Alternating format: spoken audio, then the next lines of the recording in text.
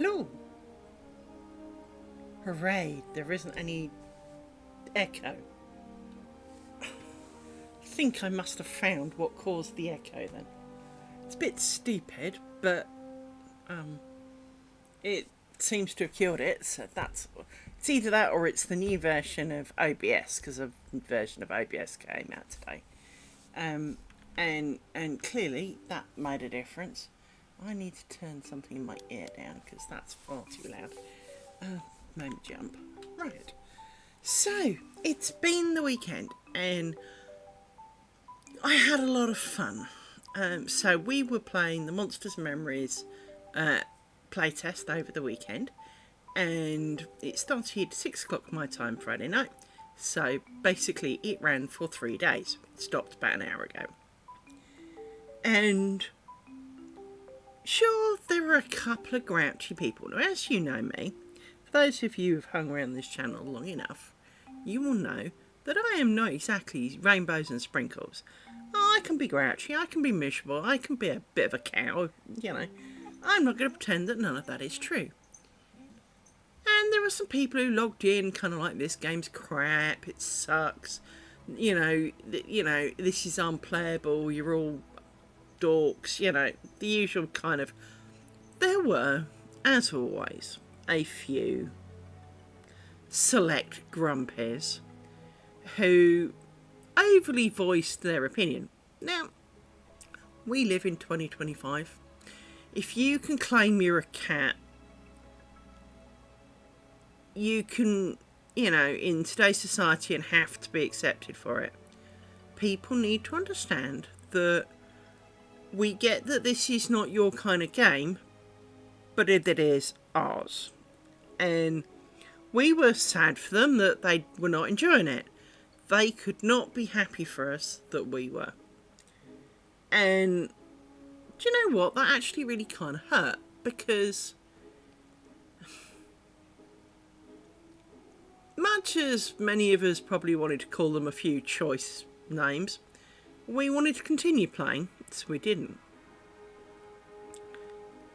But it really did go against the general chat that was going on. Now, there were some people who really were not trying very hard. You know, Monsters and Memories is not a game where you arrive and you arrive in front of an NPC with a big exclamation mark over its head. You know, kind of like, I've got a question. You click on it, gives you some text and a sparkly trail. No, we got none of that. You start outside, generally one of 2 gates, and you have a note in your pocket and a handful of skills and spells, depending on what you are, a weapon, some food and some water, and basically a shirt to stop you from being naked, right? And the note says, "Hi, I'm your class master. Come see us in," wherever they are, you know, so it will mention an approximate part of town. Usually it's got their name on them, so you know who you're looking for. It's up to you to then look at signposts, ask the guards, and it will say, "Oh, that's north of here." Now, I will say that a valid question should be, does the sun still rise in the east and set in the west? That's a valid question. Before you base all of your judgments upon, you know, a guard direction of it is south, establish that the word turns in the way you think it does.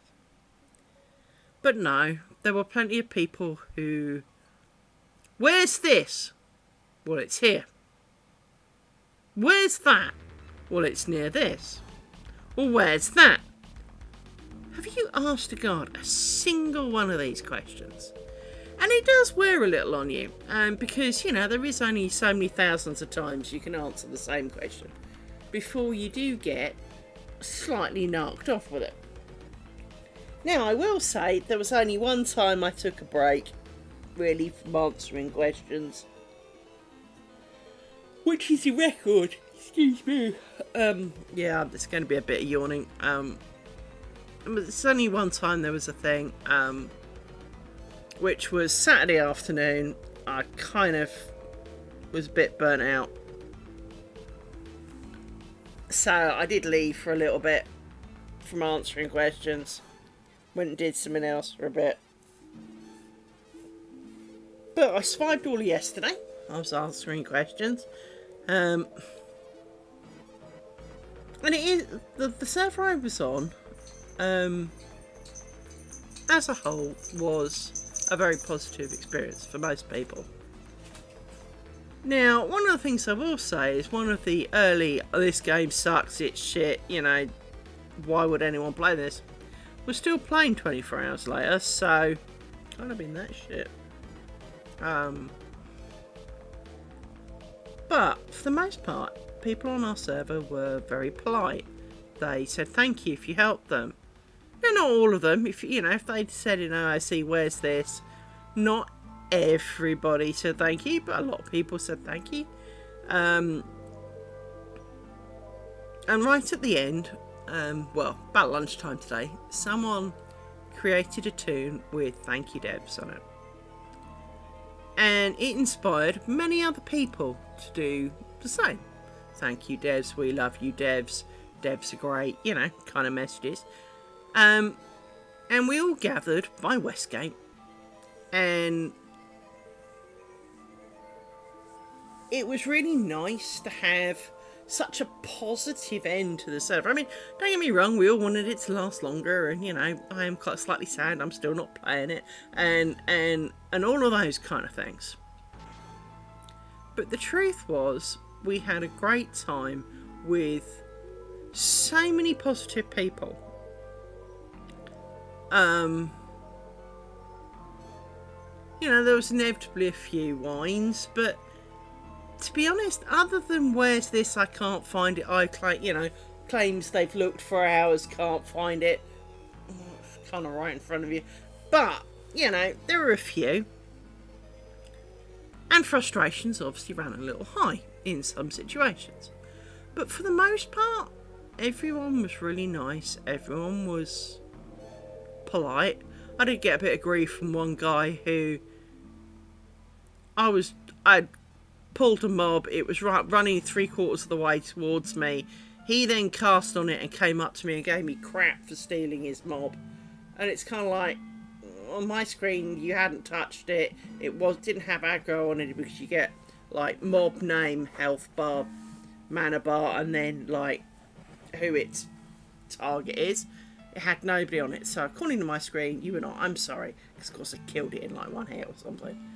And he then followed me around a bit and kept kind of trying to kill all the mobs that I was trying to kill. And to be honest, it was a slight irritation, but thankfully got bored of it real quick.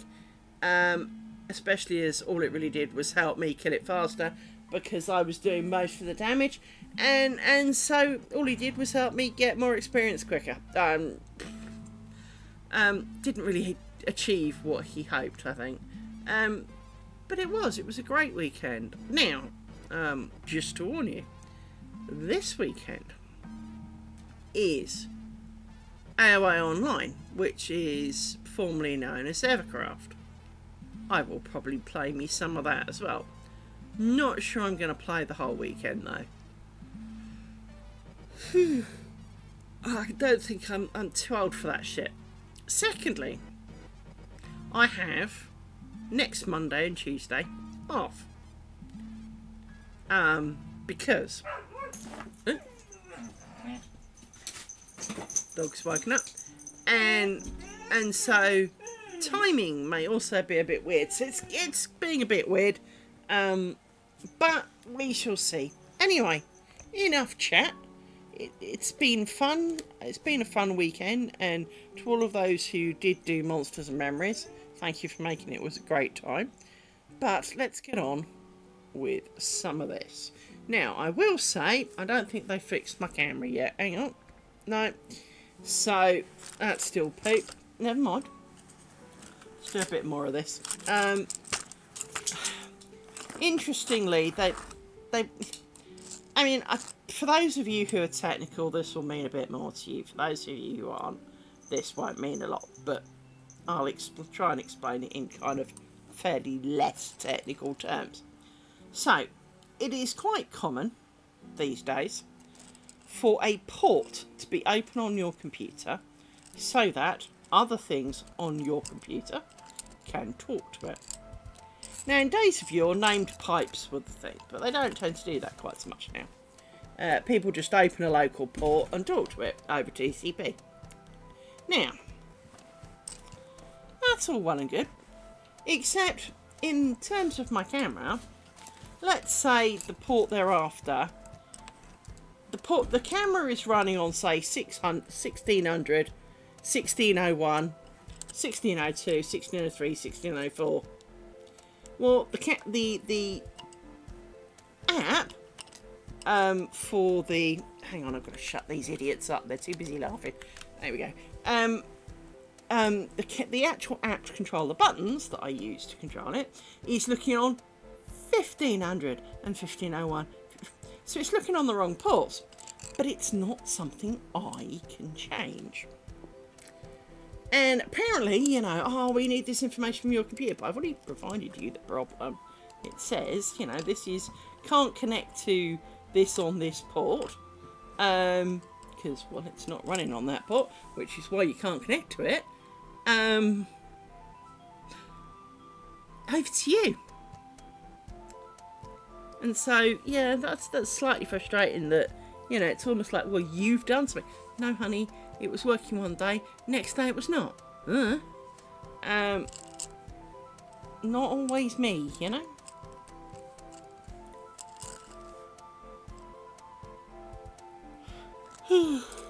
I do apologise greatly. Let me put that back up. Because I will be yawning. For I stayed up quite a lot of the weekend. I had no sleep Saturday night. 1, 2, 3, 4, 5, 6, 7. And I did try to go to bed slightly earlier yesterday. But when I say slightly earlier, it didn't really work out. Because, of course, by the time I'd sat there and I was awake and I'd kind of like lay down and listen to a bit of book. Because I listened to audiobooks before bed.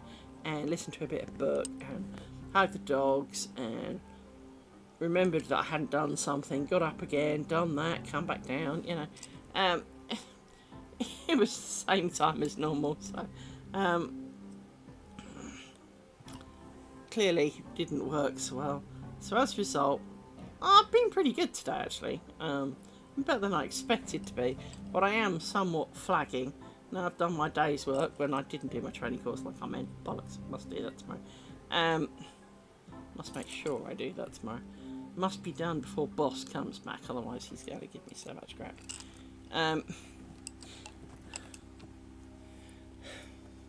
Now, do not get me wrong, I have no problems with doing training courses for work. I really don't.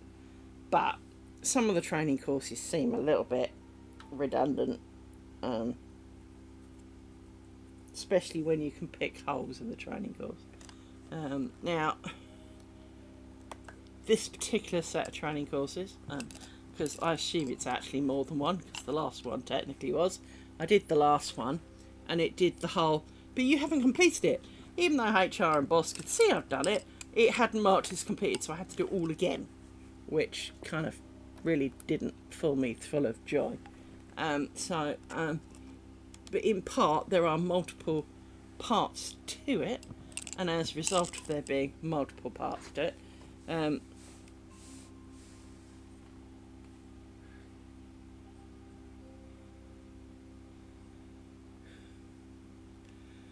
here in the UK, we don't tend to get the pool thing because we don't generally have pools.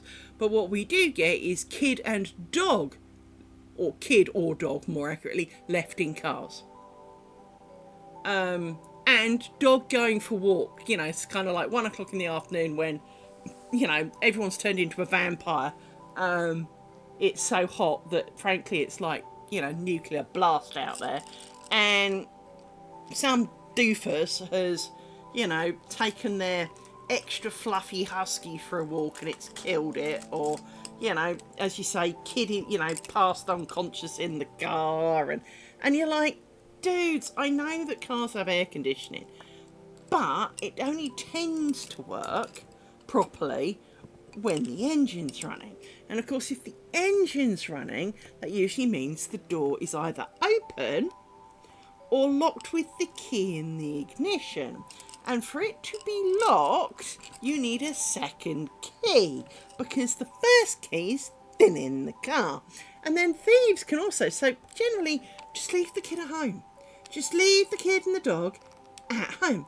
I don't care if you think you're only going to be in the store for 5 minutes. What if there is a problem and you're now in there for 20 minutes? Frankly, if you tried sitting in your car without stuff for 20 minutes, it's, as you say, it really is how in the name of sanity in 2025 are some of these problems still real? How are we still doing dumb shit in 2025 that we've known about for like 40 years? Because, even in the 70s, you got in a car, usually because the plastic seats were half melted, and stuck to them and got blisters. So we know it gets hot in there. It's not like oh, I never noticed. No, we all knew, because you couldn't put your hands on the steering wheel. It was too hot. You can't claim you didn't know.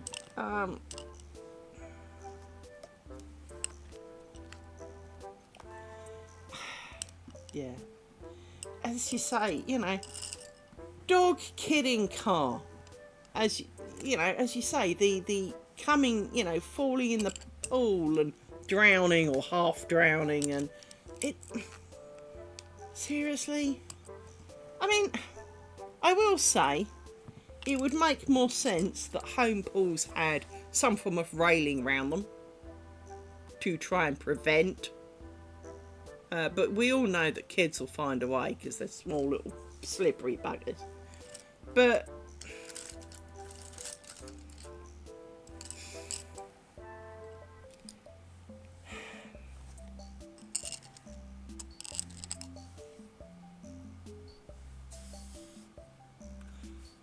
oh no!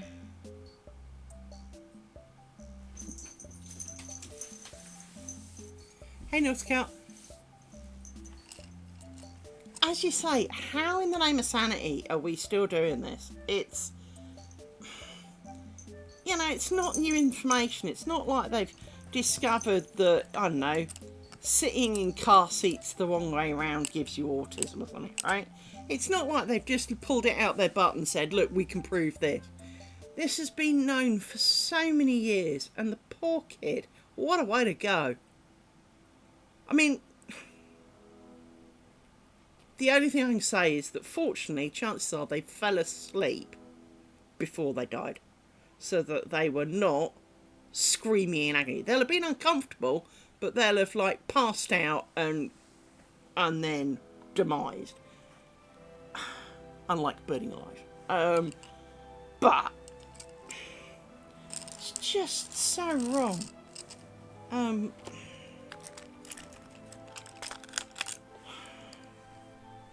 I mean, it's easy to judge people.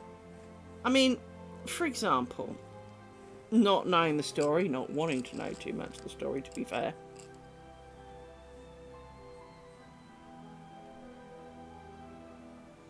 Yeah, well, as I said, put up some railings around the edge, I mean, it's not going to stop everything, but you could try. I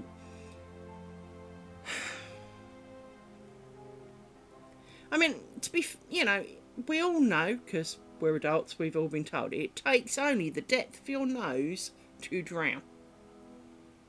So you can drown in an inch or so of water, but it takes a bit more skill, frankly, because, well, you move, and then you stop drowning. That's how it works. But, like the kid, anyone who goes in a shop and kind of does I'll only be 5 minutes. What if you have a medical emergency? What if there's a hold up in the store? What if, what would you do if there was some tragic accident in the car park, not even heat related, and your car was decimated? Crane falls over, some form of explosion. There are so many things that could go wrong. would you not want your... I mean, I've always said that I find it frustrating that over here, I don't know what it's like over there, over here, yeah, a lorry ploughs into the side of the car. I mean, shit happens all the time, right? But one of the things that has always annoyed me is that stores over here, so the big food stores over here, Tesco's, Waitrose, Lidl, Aldi, Sainsbury's, whatever the crap, right? Nearly all of them, now they manage to assist one-parent families, but basically encourage people to take their children to the store. Now, for those of us who are not exactly wishing to share much of your time with children, it means that on a Saturday or whatever, your store is going to be full of screaming, uncontrolled children. Now, we can all understand the stopping by Tesco's or whatever on your way home from school to pick up something that you want for tea tonight, and that isn't unreasonable. But on Saturday, well, normally it takes two to make a child. Now, even if you adopted, normally there are two of you. Now, that's not always the case. Especially with old children.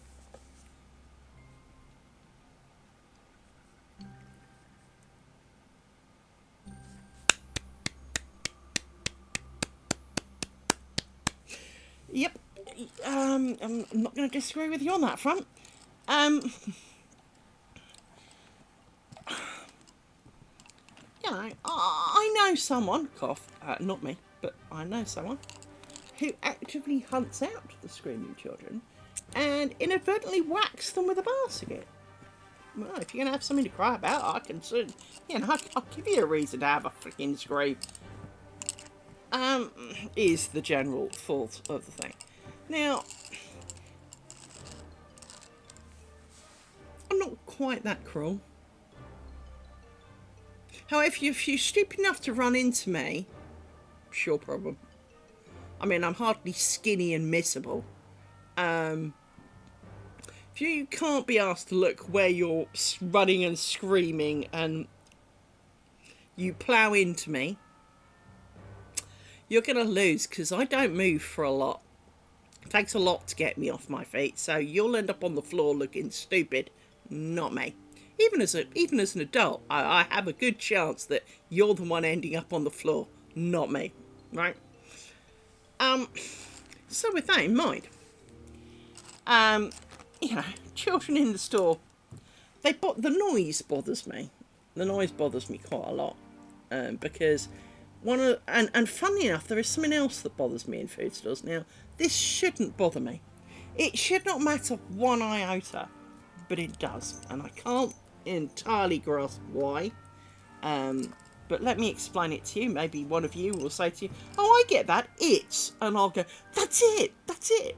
So maybe I hate it when people wander around food stalls with both earphones in, so they can't hear what is going on around them, and then look all shocked and offended if they walk round a blind corner and you're there. Or, something comes over the tannoy and they don't hear it because they're too busy. Because you can usually hear that as you walk past, right? I'm not against hearing aids. Really not. I've owned some, after all. I don't wear them, but I do own some. Because at one point, I was convinced I was losing my hearing because I couldn't hear the TV. I then moved house and realised it was the road outside. But I got to the point I was convinced I had hearing loss. I had complete hearing loss when I was a child, so, it wouldn't be a first. And it did give me a lot of concern. So, really, if you are hard of hearing, absolutely. But they're not. They're just idiots with with earphones in. Now, I do appreciate that we're not here to have long conversations, because we friggin' ain't. It's a food store, not a social get-together, right? There is a coffee shop. If you see someone you haven't seen for a year or two, take your basket stroke trolley, sod off down the coffee section, sit and have a coffee, say hi, do it out the way. Do not abandon your trolleys in the middle of the aisle so that no bugger can walk past, because you're now filling the entire aisle.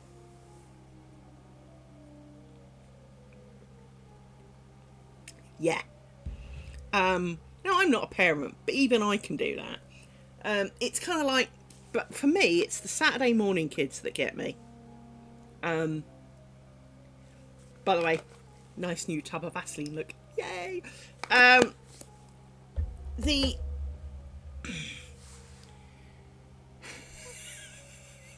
Rory snacks, that's what they are. Yeah, I know.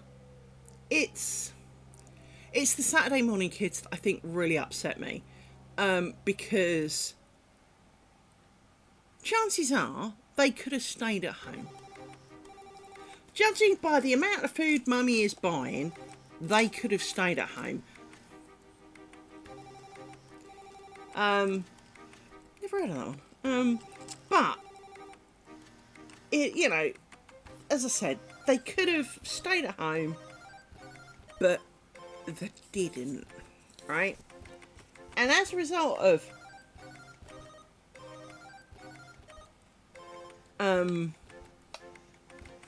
it just kind of, you know, when it's Saturday morning, you've got, because, you know, you work. Now, I'm not saying that Mummy and Daddy don't work, and I have sympathies that they may also need to do their shopping at the weekend. And I'm not saying that the child-bearing part of the population should make time during the week. The old people who are retired, you can go shopping during the week. Please stay out on a Saturday, because it's the only day we get. But in terms of the screaming children, if you've got another parent, or even an old enough child, for God's sake, do not bring them all like some form of flex down to the food store.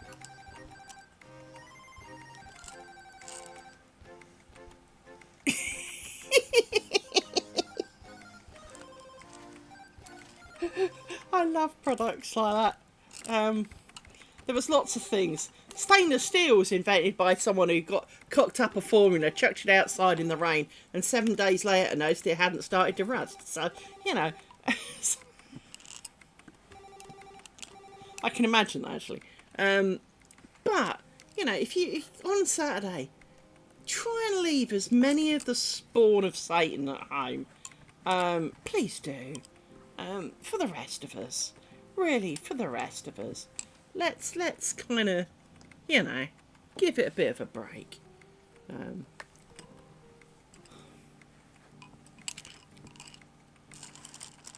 So this weekend I shall play AOA, formerly known as Evercraft, and have a bit of fun. But I enjoy playing it while I can, and it's free. I don't think it's really going to be the game for me. Now, I do like it, don't get me wrong, but given the choice, I will be Monsters and Memory. Because it is scratching the itch that was missing in my gaming soul. And, well, it takes a bit. I mean, I can afford to buy a couple of games. And I bought plenty over the years and kind of gone, I enjoy it for like a weekend. But after the first day, it's kind of gone from, yay, to, it's alright, to, on Sunday night, I'm going to go and watch a film. Yeah. I gotta go and rewatch Harry Potter for the 9 millionth and second time, you know? They just don't hold me. They don't have this. Now, I can't explain it necessarily for it is not as simple as, oh, they're missing this. Because it's not missing it. It really isn't.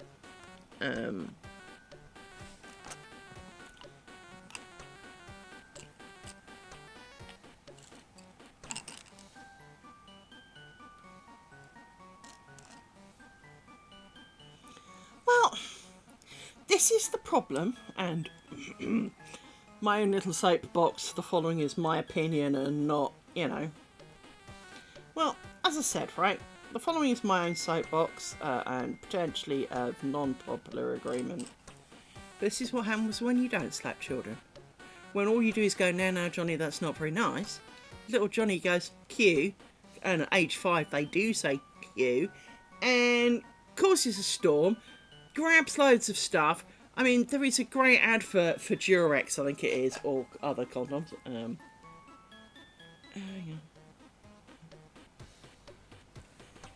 And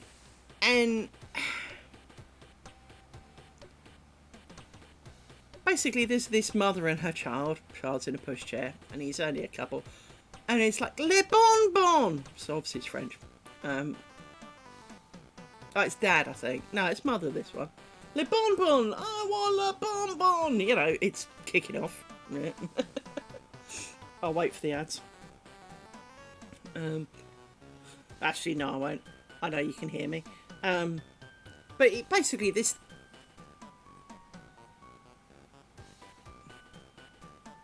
Yeah, me too.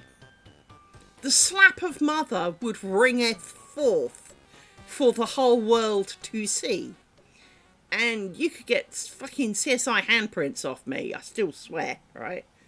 But it frustrated me greatly because I do agree that there is there are levels, like everything. Being told you're going to eat your peas is not abuse. Being told no is not abuse. Being given a slap because you pushed your luck 68 times already. You were told no, you were given punishments, it wasn't enough. One slap is not abuse. Slaps for everything is abuse. I haven't had a spam bot for ages.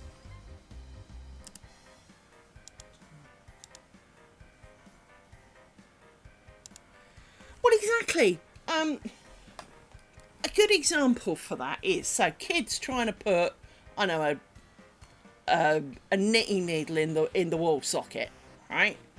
Now, being metal, that's not going to go so well, okay? Hang on, just reporting spam bot. Because the spam bot came here to die, as we all know. Liz loves blocking and killing spam bots. Kill the spam bot. But, you know, so if the kid's about to, you know, trying to shove a knitting needle in the wall socket, going, now, Johnny, that's not nice, you shouldn't do that, is not going to stop the child, especially age 2 or 3, of putting anything. You can't really have a reasonable conversation about them, about the choices of their, you know, the consequences of their actions and the choices that they're making. One slap compared to electrocution, which is the better choice? Clearly a slap. But the kid will learn that you can hurt yourself by messing with a plug socket, right? I'll take the slap. And I'm wondering where this story is originating from, because I will point out it wasn't a knitting needle. As you may know, British plugs have 3 prongs. So you get like a top one and 2 lower ones. So they're kind of this shaped, right? I picked up a plug. I noticed, because I'm not stupid, that when I'd put it down, I'd obviously managed to get a paper clip. And, you know, freak of nature, the paper clip had got dangling.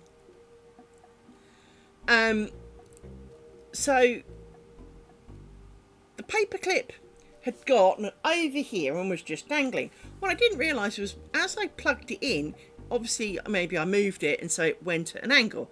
As I plugged it in, clearly paperclip arced between plug, because the earth is the top one, and basically should be irrelevant.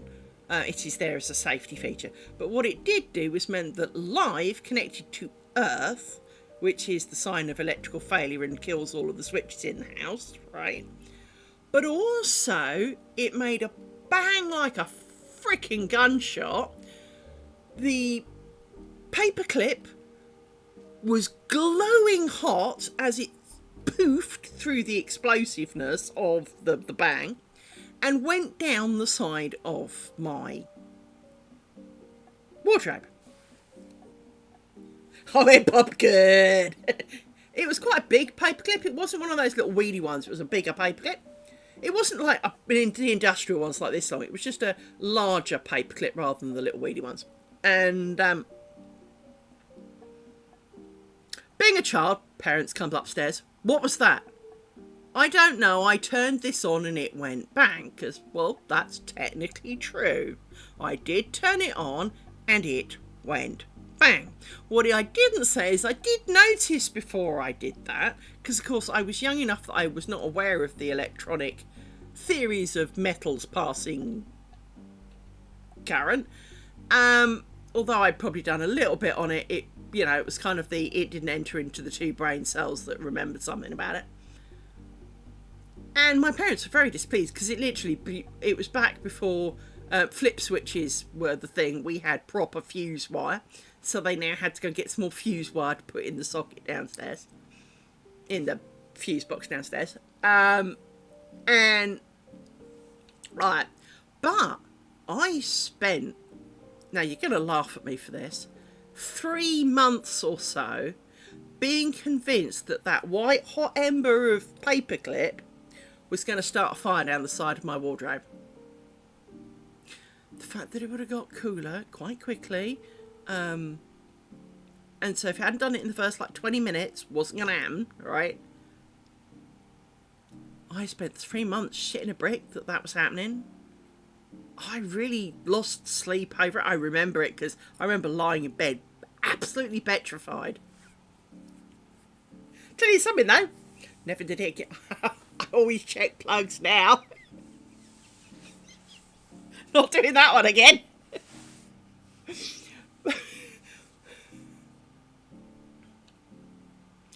It is, but you see, people of older era, we learned by one of two things. Fucking and finding out and realising that it hurt. Or 2, fucking and getting a slap and being told what would happen if you did it wrong and not needing to find out. Now, I'm sure some of the things our parents told us were bollocks, don't get me wrong. I'm pretty sure that, it's a bit like if you keep pulling faces, the wind will change and your face will stick. We all know that that's bollocks. But there were, it was, our parents, I mean, I got slaps for things, usually for lying. I wasn't a really bad kid. Well, there is that. My parents, I think the only real things I got a slap for were lying.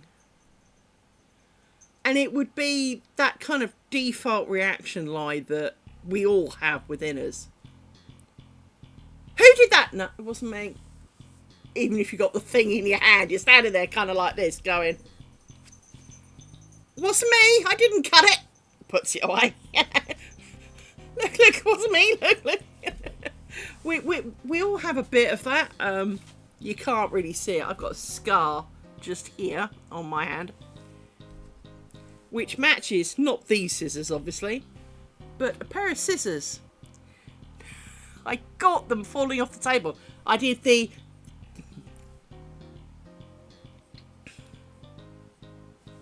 And you see, that is when it becomes abuse. So I will arguably agree 99% of the time I got a slap, and bear in mind I didn't actually have that many, but 99% of the time I got a slap, I deserved it. I'd been warned, or I knew better, and I was doing it anyway. And it nearly always was some form of lie. Classic lie ties to this. Scissors, they were slightly bigger, but scissors were on the table. Somehow I knocked them and then caught them like this kind of thing, only to find that they'd embedded in my hand. Now, I'd done my first aid course as a brownie, so I knew not to pull them out. So I pulled it out and went into the other room with my hand like this, blood kind of down my fingers a bit. I've stabbed myself with the compass. Now, if you may recall, I don't know whether you call them the same in other countries, you get a little pin thing and you put a pencil in it to draw arcs and circles, right? And so, because I had one and it was right next to the scissors, I told them it was the compass. Why? There was no reason to lie. There was blood. There's a hole in me. Does it really matter how the blood came out of me? It was still admitting it was my own stupidity. Yeah.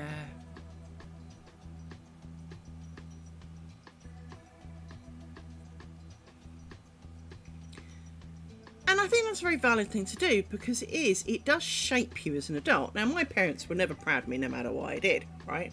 And I know that has condemned me a lot as an adult for all the good that I could do, for all the nice things that I might do, for all of the pretty things I might make, for all of the effort that I put in. Doesn't matter what anyone says to me, it's not enough. Because in my mind, my parents are still telling me it's shit. They're dead, but they're still telling me it's shit. Because that's all they did throughout my entire life, no matter what it was. They were never proud of me. You know.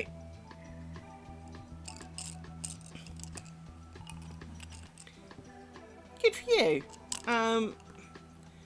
Now, I think, like a lot of things, it is hard to confront your parents about, you know, basically being a bad parent. Now,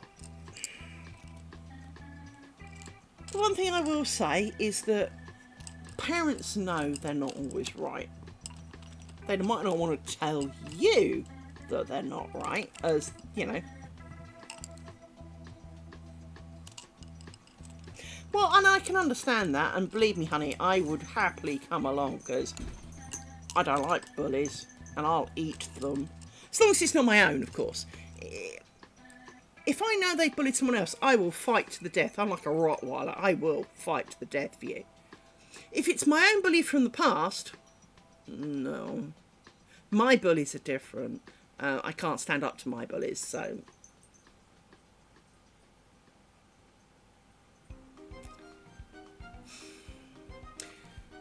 Thought for you. You read lots of... Think about it this way. It's going to sound like a segue. Go with it. It is not uncommon to read about people who are in very hostile marriages, where they are being beaten themselves, when they are being abused in every which way but sideways. And they don't leave. And when given the opportunity, still don't leave, because they're too scared of the consequences. You may find, now I am putting words in her mouth, and I appreciate I've never met her, so I could be talking bullshit, but there is a possibility, for I have met people who were devastated that their husbands were abusive in any shape or form, from the bad language down to the worst things you can imagine, but were too scared to get in the way, because otherwise it would mean they would get it. Even though that is, of course, your job as parents is to make sure that your children are safe. But they were so scared that this person had so much more that they would do, and it wouldn't just be the kid, it would then be them as well, that they didn't interfere, that they didn't say anything, that they didn't object, because all they knew is they'd get some too. And you see a lot in children, for example, in that if one child has a big bully, chances are a lot of children will stand by and watch it happen, because they know full well if they stand up, the bully will bring it on them as well. It takes more than one to go, actually no. But I'm a bully to bullies. But what I would say is that it might be that your mother doesn't want to face that she let that happen, and that she was responsible for not stopping it, but was also too fearful to do it, and that is her own problem that she realistically needs a level of therapy for, is that she needs to admit that she could have done something and failed. Now, parents fail children all the time. Hello, I have 2 failed parents of my own. My parents, I don't believe, ever realised how screwed up they made me. Because I was realistically the child they never wanted. I think she did. Now, my parents weren't abusive in the same way your parents were. I mean, I got told off, I got slaps for shit, but I kind of deserved, as I say, all of them. And in fact, there was one time, and if my dad was still alive, I mean, I could go and get his box, but he won't speak to you very much. I don't have my mother's box, and I'm not particularly missing that. But I can get my dad, and with a chocolate happy medium or so, we could potentially ask him. When I was 16, so I was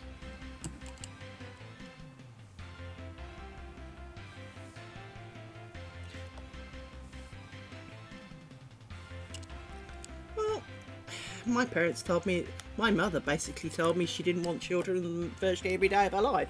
So I very much relate to that.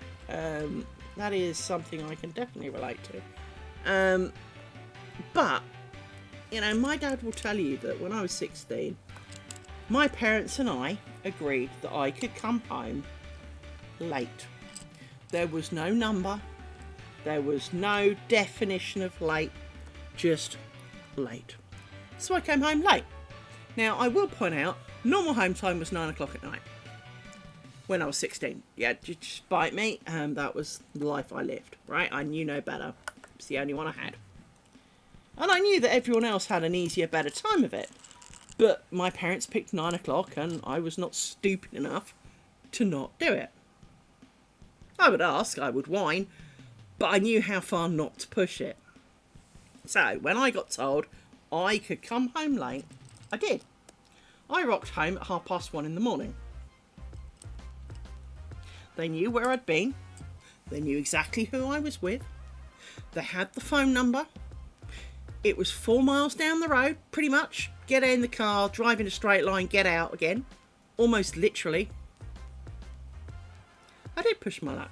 But when you don't define late, well, this is late. You might be regretting the fact that you did not put an actual time limit on it, but you didn't give one, so I did not break the rule. I came home late. I still came home. I had not been anywhere else. It's not like I said I was going around Kate's house and, I'd been out clubbing and doing drugs. I'd been sitting in a church freaking hall with people who were generally 2 to 3 times my age. Because I was 16 and some of them had retired and were 70, 80 plus. So, and we were talking about bell ringing. We're not even talking about, we were in the kind of thing, discoing here. We were talking about bell ringing. And so, of all the things that, it's not like I was clubbing, I wasn't out with some random dude. You knew where I was, who I was with, how I was getting there, how I was getting back, the number to call if something happened. Did you use any of them? You could have got in your car and come and got me. Did you? Did you heck? No, you waited till I got home, you exploded on me and grounded me for 6 months. Bear in mind, first offence. 6 months.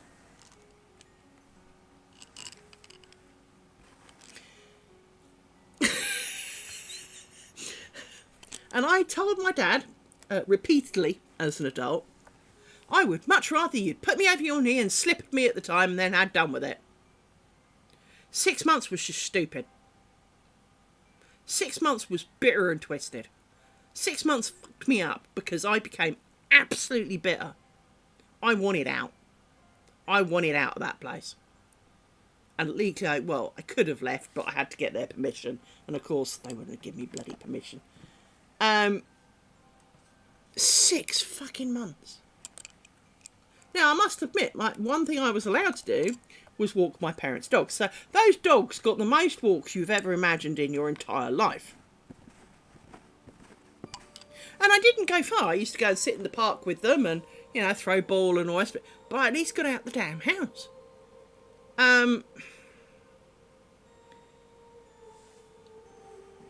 But yeah, 6 frigging months for first offence.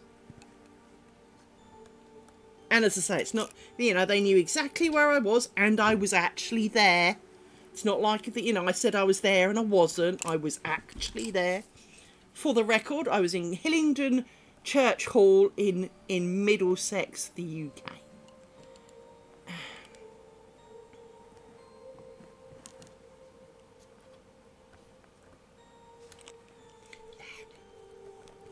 No. Yeah, they do. This isn't right. Oh, I missed one somehow. That's fine. Yeah, you see, stuff like that, we don't forget. And because we don't forget, because it was unjust. Now, if my dad had slippered me for it, I'd probably remember get vaguely about getting the slipper for staying out late and how, you know, well, it wasn't really fair and, you know, all of those kind of moments. But it would never be the story that it is today. It would never have made me feel the way it did. And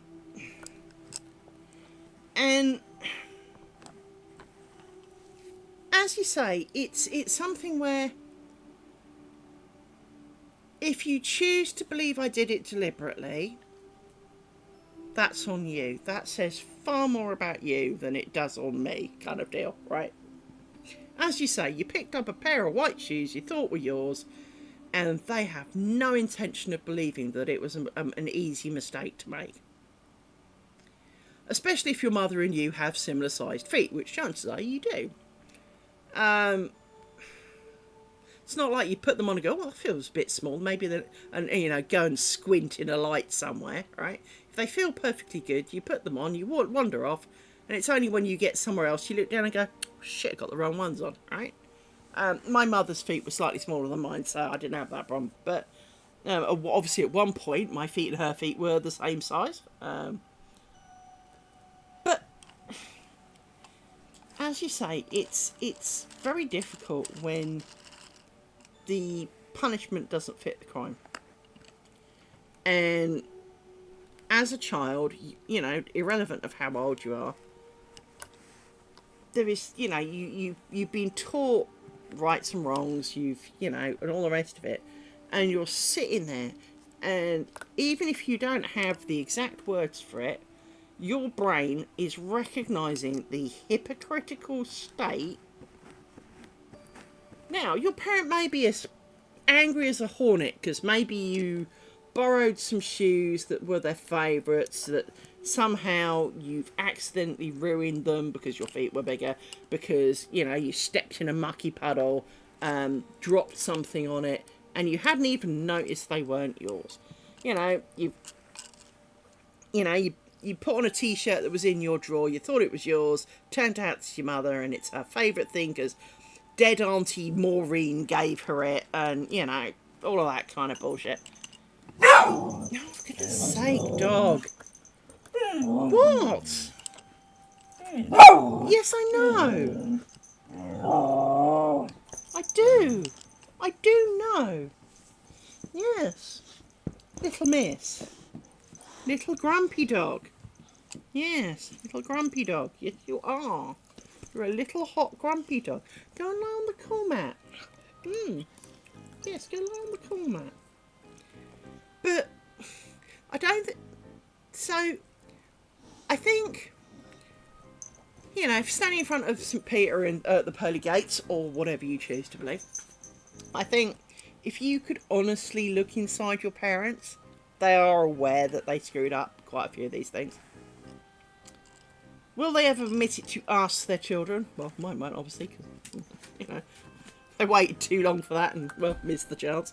But the truth of it all is that even if they could, would they actually ever admit it to us, their children, that they got it wrong? Now, to an extent, I would argue it takes a big man to admit when you're wrong, because it does. Especially when you were in charge and you made the mistake.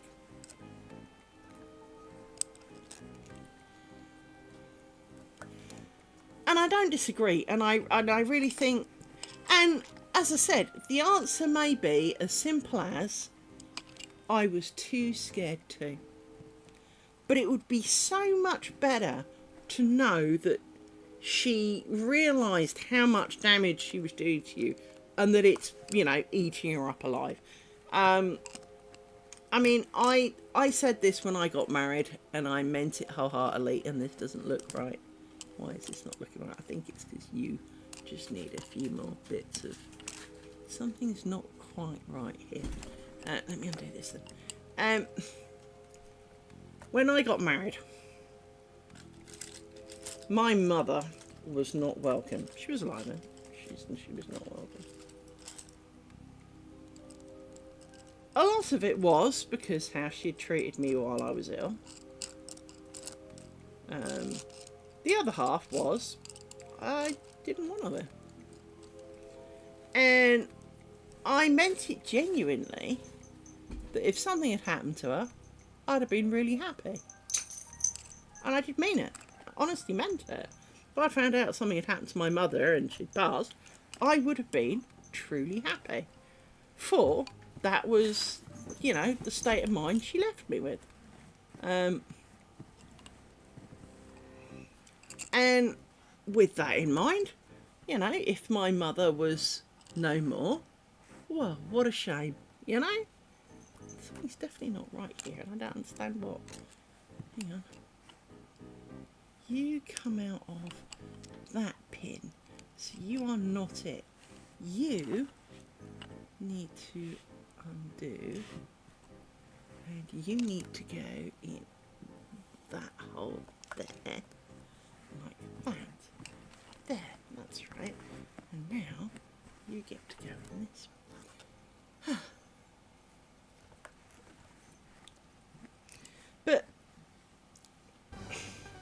my mother spent the whole of my childhood telling me how my dad was awful, how my dad... Now, do not get me wrong, my dad was no saint. I'm not pretending my dad was a saint. But he was not the man she made out. But, you know... Well... No. But he didn't do anything bad either. He was just kind of... there. It was like having a couch. Now, from this...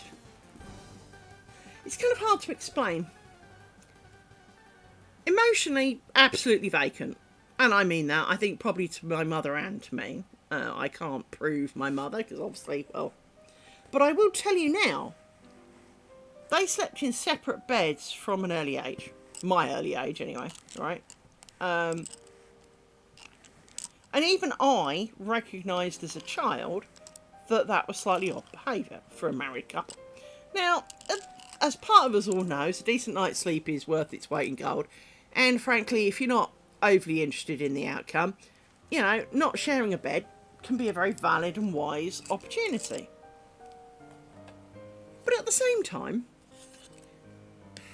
kids talk, and when you're the only one whose parents... They slept in the same room, I will agree, you know, they're not that bad.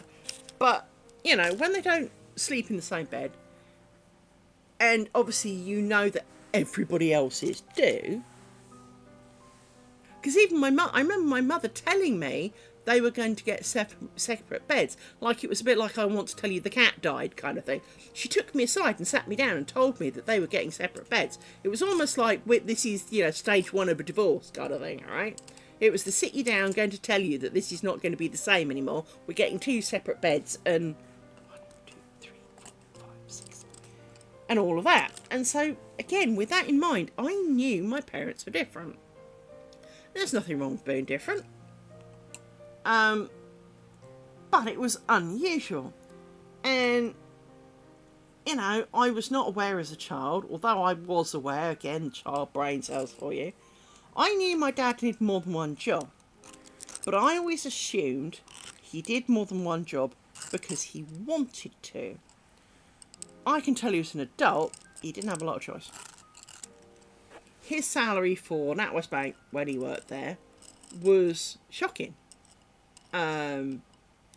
Considering his position, it was shocking.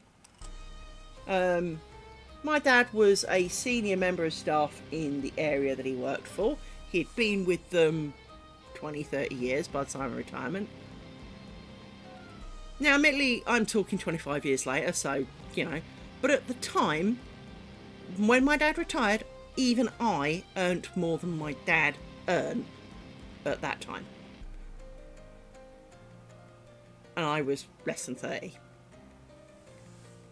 So, with all due respect to my poor dad, he was not a well-paid man.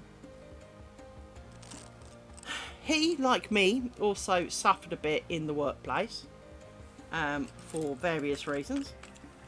He had a boss, and obviously in the PC day and age we would never put up with this, but his boss got away with... My dad used to walk with a walking stick, right?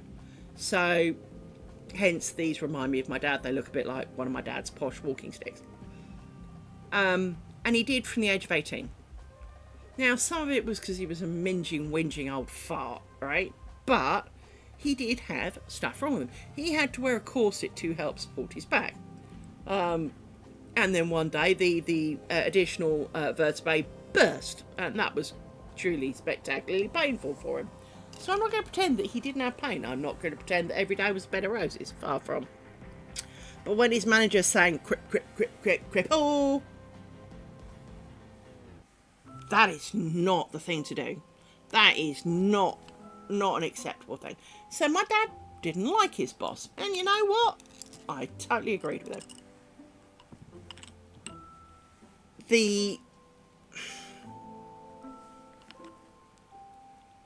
So, my dad suffered because this guy was an arse.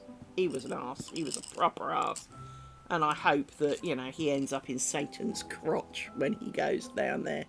But, it is...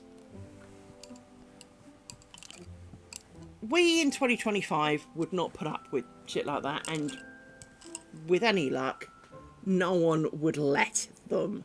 Now, that's not to say that people don't still get stuff like that at work, but realistically, there is no need for that.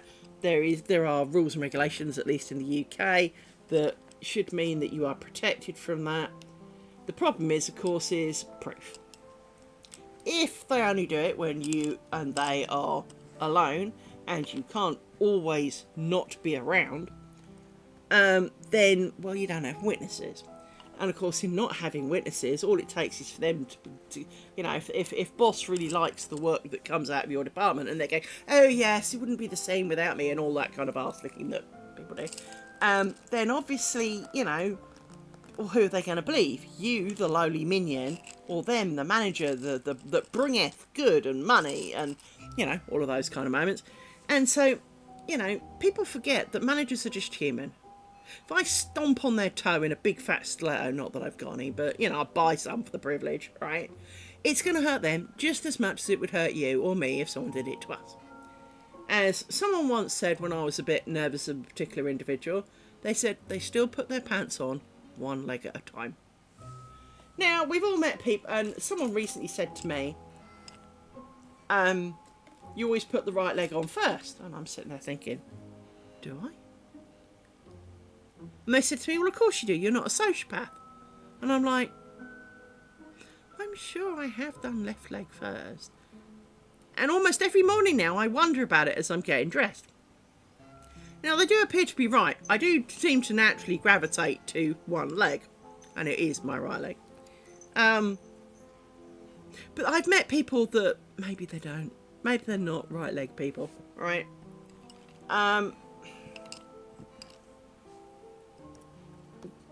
We all have curiosities. We all have things that grind our gears. We all have hang-ups and things we keep internal.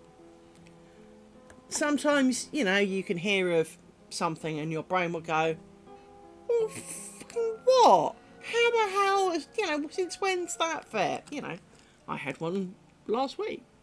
And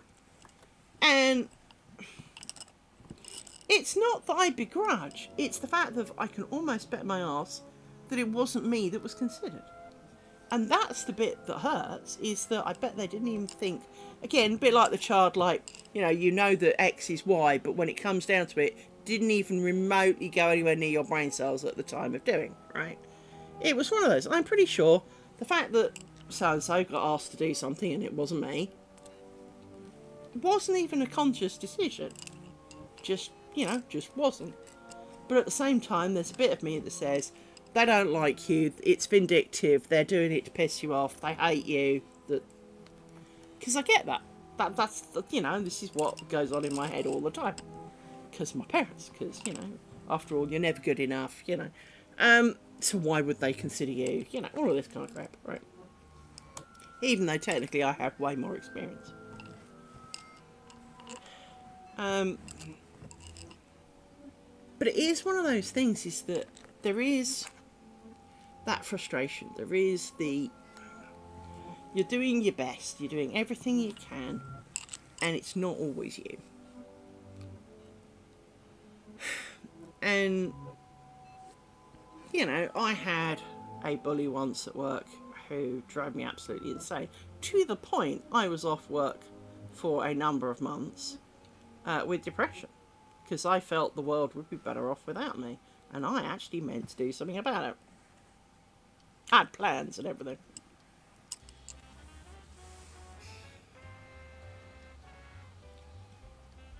The things that this person would say, and the kind of things that this person did, are totally unforgivable. But I can tell you, they still work in the same company today. Still work there. They have been promoted a couple of times since this event. Well, since the years of doing this, more accurately, but, yeah, I have not. But like you, it wasn't fair, it wasn't reasonable. The things they did, I couldn't even defend, because I wasn't even there. So, to give you an idea, at one point, this particular individual, that's a good word for them, individual, was doing something in the office and deliberately showed everyone I work with how much money I earn. Now, frankly, I don't really care if they know.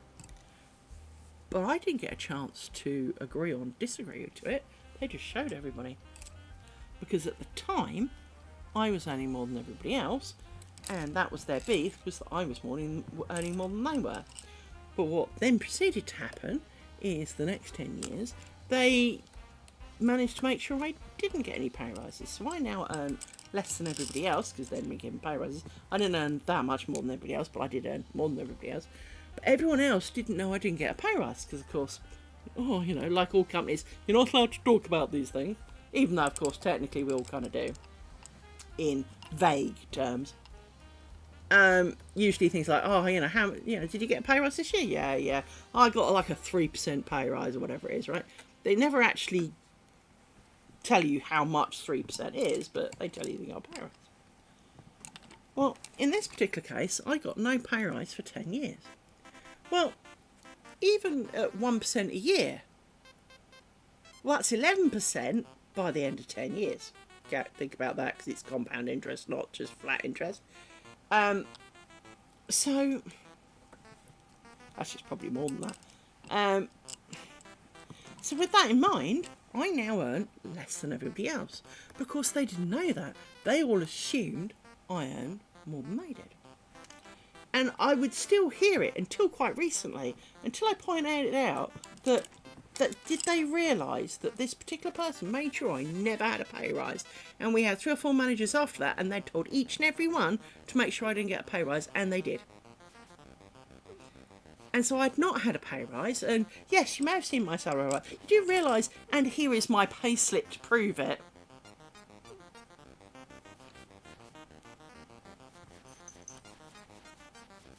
Well,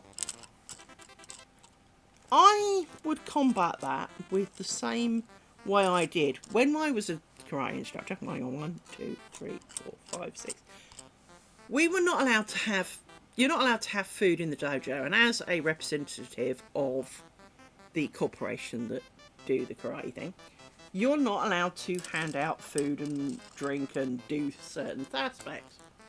And of course, just my luck, although everybody else was doing it, including the dude who told me off, by the way, but because you're not supposed to do these things, and he turned up, and it was Halloween or something, and I'd bought some sweets for them all. And I looked at him he went, "You're not allowed to give out sweets." And I said, "Well, Sensei Liz isn't giving out sweets. I'm their friend. I'm sharing my sweets with them. They're my sweets. I'm not giving them out. I'm sharing them. They're mine. Liz, the human, is sharing her sweets. Liz, the representative of the unpaid representative of your organisation, Sensei Liz is not handing them out. Liz is sharing her sweets after class." And I would argue the same about work. You pay and control my soul, and I am a representative of your corporation during work hours. If I wish to tell my best friend exactly how many pounds and pennies you pay me for that, out of hours in our own time, in a private and personal discussion, well, if we're allowed to talk about, not that we do, but, sexual positions, persuasions, who we've been seeing, what we got up to, operations, results, and all the rest of it, I can tell him how much fucking money I earn.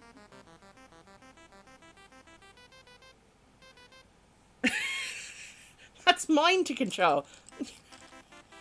It's not,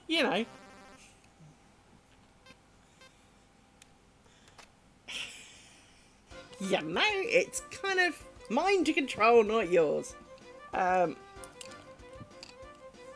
Especially when I know they earn more than I do. So, it's not. I've known since they started they earned more than me. I'm not entirely sure exactly how much, but I've got a good ballpark for it.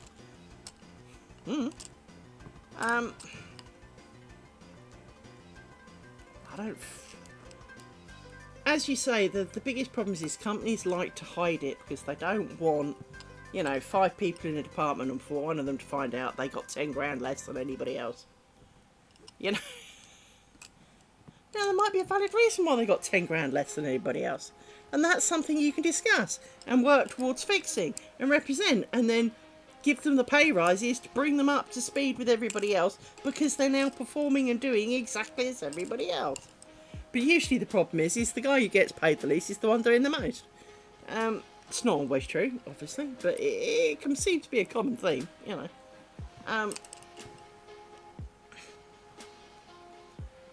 doesn't quite look right either.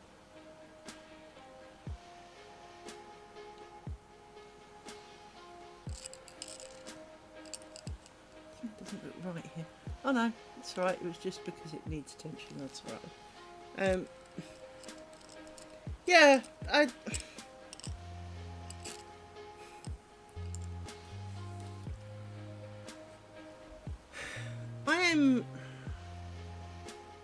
I'm in a fortunate position because when my dad died, I'm as an only child, I inherited everything, because my mother obviously wasn't around, so I win, right? There wasn't anyone else to share it with, so I win. Now, that's not entirely true, because the Royal Ballet did get 40 grand. Bastards. But other than that, I win. So, you know, there was no one to fight with, no one to... And as a result, I have more money today than I would have had without. Kind of logical. You inherit a shitload of money, whether it's, you know, even if it's 100 quid, if you inherit it, well, it's yours now. Now you've got 100 quid that you didn't have before. It was a bit more than 100 quid, but it is one of those moments is that you find yourself sitting there going, you know, people do things like, oh, you're so fortunate. Well, not really. You know, it was the loss of my dad that got me it. Yeah, I do live in a lovely house with you know, a really quiet place to live. But only because my dad died. Now, given the choice, much as not living in my old house is a blessing and in so many ways, which would I actually pick? Keeping my dad or the house?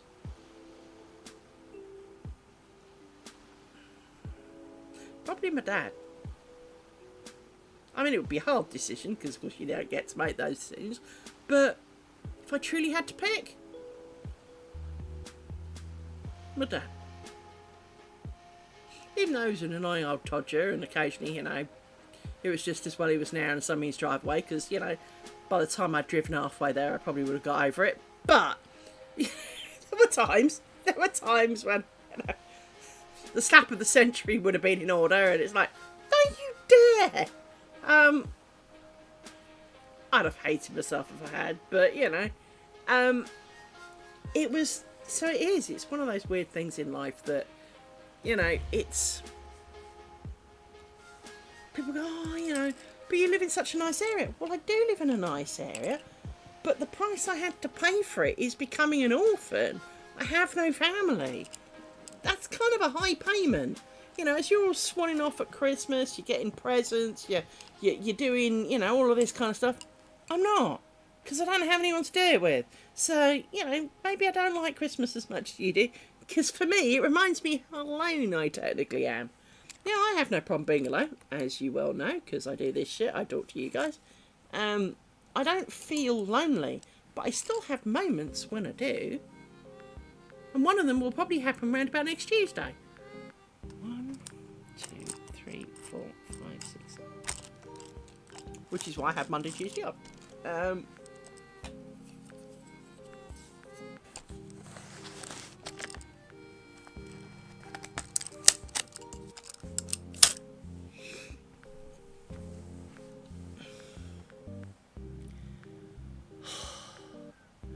Oh, people, it is stupidly hot in here. Alexa, what's the temperature on the downstairs thermostat? The downstairs thermostat temperature is 28 degrees.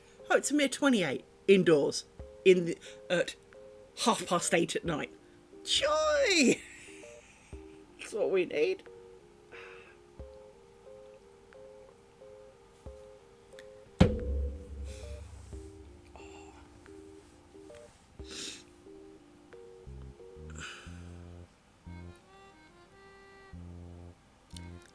By the way, Spambot is already dead.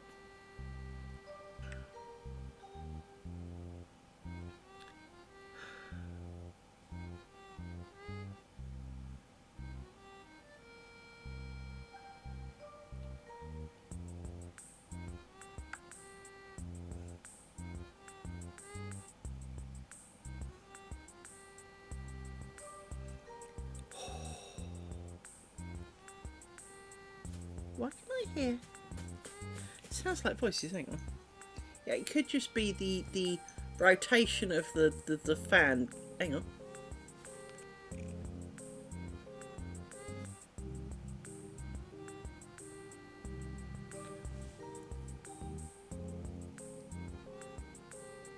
I'm going with that is a kind of resonance from the fan. it sounds either like a kind of angry bee trying to get out the fan, because I've got a little tower fan, or voices, like a distant kind of like, if you had a phone on a table back in the old day, you know, the old landline phones, and you walk past a phone, you could hear someone, like, I don't know, talking to someone else because, you know, both parties had gone off and they were having an argument with the kid or something. It sounds like that kind of slightly distant, but I can hear something kind of phone call.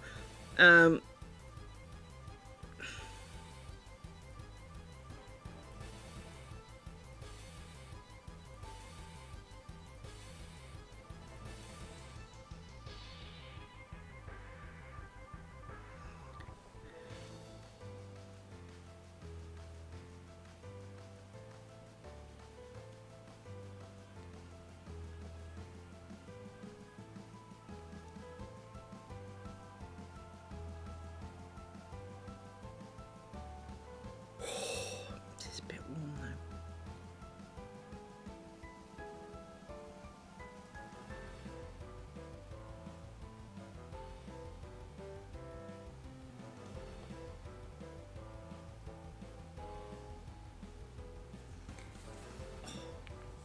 Sorry for a bit of a stop. It's the slightly overcoming with heat moment. And my drink's not that cold. 1, 2, 3, 4, 5, 6, 7. Yeah, good. I haven't eaten any since then. That's brilliant. So yeah, just feeling a little bit kind of woozy and hot, and like my hands are swelling up. They're not, but that kind of, I'm so hot it feels like your hands are swollen up because they're a bit sweaty and a bit, I don't say puffy, I mean I've got big hands anyway, but just that really kind of, it's a bit much moment. So let's go to this end and start with some of you.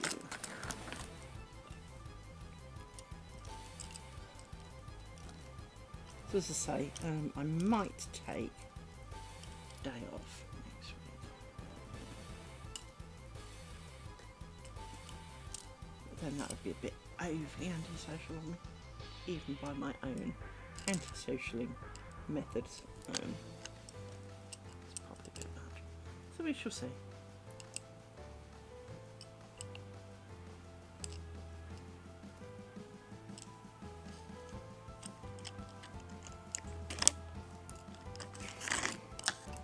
What's the weather going to be like next week? Please tell me it's not going to be like this. Weather app. That's how well my brain's going. Pick up phone to look at weather app. Open phone. What was I after? Daily. Well, it's going to be about 10 degrees cooler. So that can only be a good thing. But apparently it's going to piss with rain at the weekend. Excellent. So it might feel a fair bit fresher. Now obviously the further away it is, the less accurate weather cycle things are. One of the things that I've always found slightly frustrating is, so it would kind of almost it doesn't have like a degree of certainty number on it, and it will, you know, the weather forecast will go, and at the weekend it's gonna piss with rain, and you're going, great, I was gonna go and do this, I'm not sure I will now. And like Thursday it will still say gonna piss with rain at the weekend. Friday lunchtime, oh no, it's going to be blissfully sunny and great all day. Yeah, but now I've set that I'm doing something else. Now you tell me I could have done it. Now you tell me. I do wish that they had like degrees of certainty on weather apps. So, you know, the further, I mean, because we all get the further away it is, chances are, you know, it's the same with angles and shooting things. So whether that's snooker, football, physical weapons, whatever, right?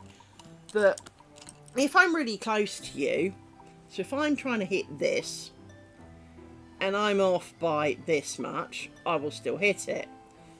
If it's further away and I'm off, well, now I miss it, right? And So we all know that this to be true. We all know that the same angle, depending on distance, can mean you hit it through to a violent miss. After all, you only have to miss it a little bit for it to be a miss. And the same's going to be true with weather, because they've got the little swirly wind things, and all it takes is that they're, quarter of a mile out with this, which then means that that's actually, 3 miles out, and then that's 12 miles out, and all of this kind of stuff. But they don't kind of go, we're, kind of like 99% confident that this will be happening tomorrow. Because Hell's Teeth are not always right about tomorrow, let alone, the 10 days time stuff. But I do wish that it's at this time, this looks to have a certain, a percentage chance of accuracy of, 12%. Because then you'll go, okay, so the general trend of the weather is to be colder and wetter, but I'm not going to, commit you to anything more than that. I'm not going to, if I plan to go out on Tuesday and it says that it's pissing with rain, that may not happen. Or if I don't plan to go out and it's blissfully sunny, I won't be too angry with you. But when they kind of go, oh, it's going to be rain all weekend, yeah, there's no point going out, no point making plans for the weekend. Stay indoors, do indoor stuff, tidy your house, clean it, do all of the practical shit that you never got around to over the weekend because you were too busy playing Monsters and Memories, all of that kind of stuff. And when Saturday and Sunday come and it's blissful sunshine, you sit there going, and you're working away sweating like a horse going, I could have gone out in this, I was going to make plans and you told me not to. It's hard not to feel a level of frustration with that. But if they'd included that, there's a 10%, this is only a 90% chance, now it's still a high chance, but there's still, a good chance. There is still a reasonable, we're not talking like 0.01% chance here, we're talking, like 10% chance that what the weather report says isn't going to happen. And obviously in 10 days time, yeah, basically your guess is as good as ours, but if it continues this way, chances are it'll be similar to this, right? But they don't. They always kind of say it like it's gospel. And next Tuesday it's going to be sunny. No, it's not going to be sunny, It does need a good rain though, so if it rains over the weekend I will be happy.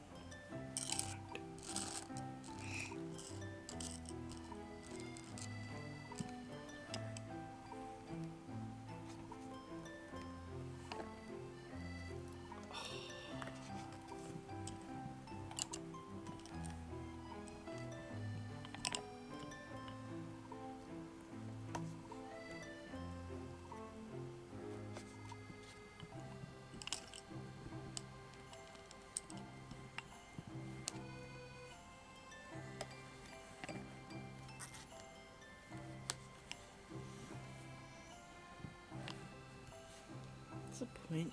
Let's respond to that. Got a message from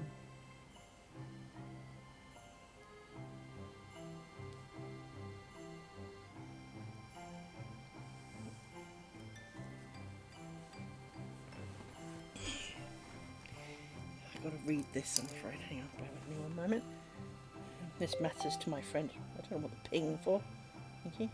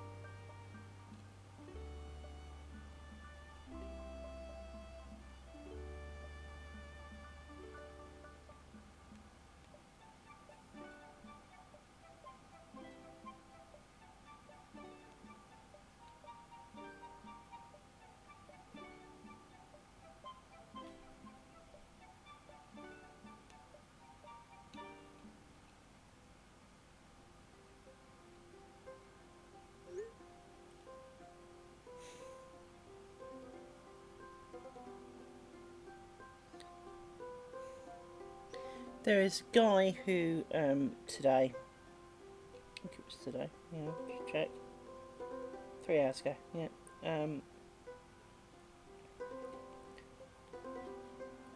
a little while ago there was a stabbing in a school.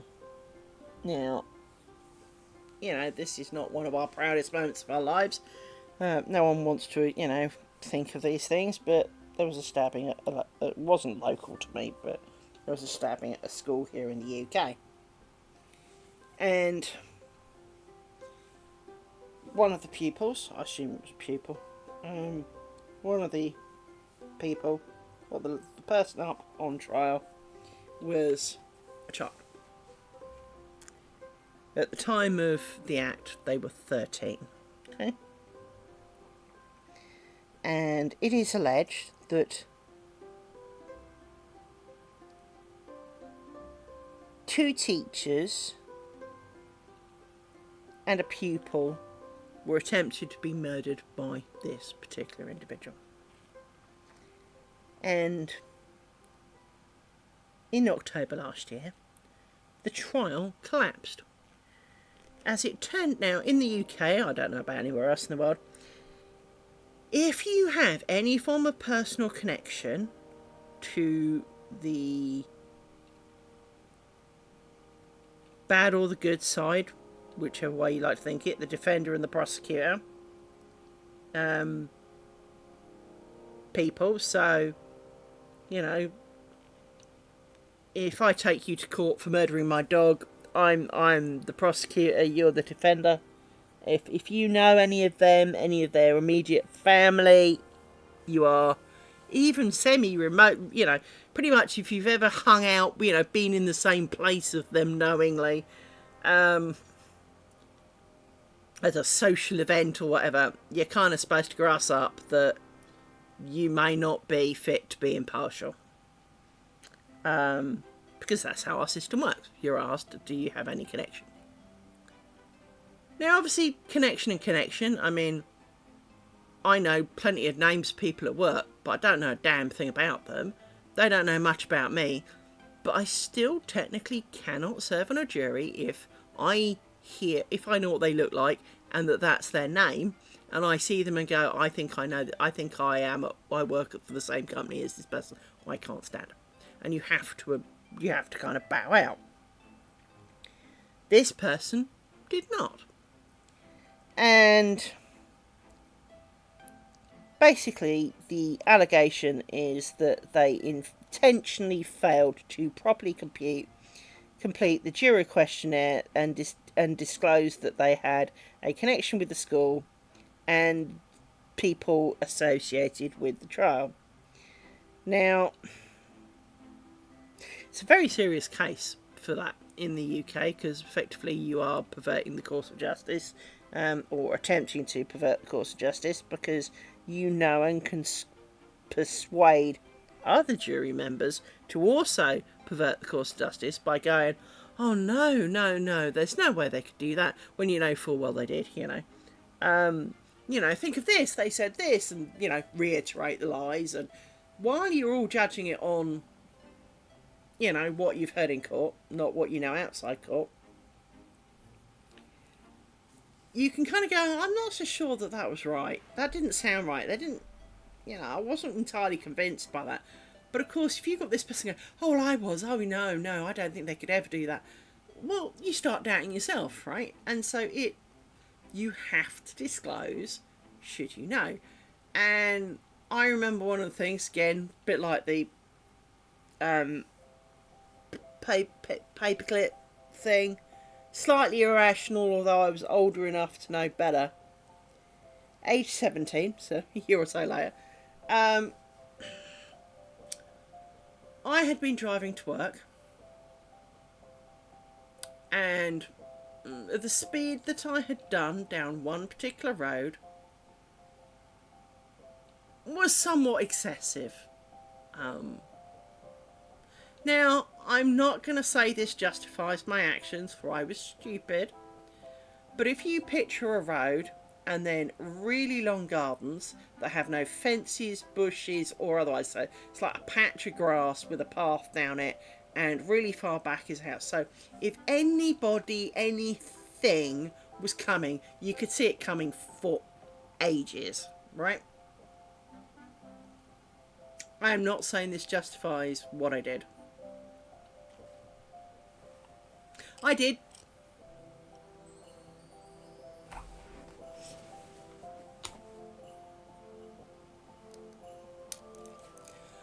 To be honest, I did my jury duty 1 week after my 18th birthday, so I got nobbled really early, and yet I know plenty of people who've never been nobbled in their lives.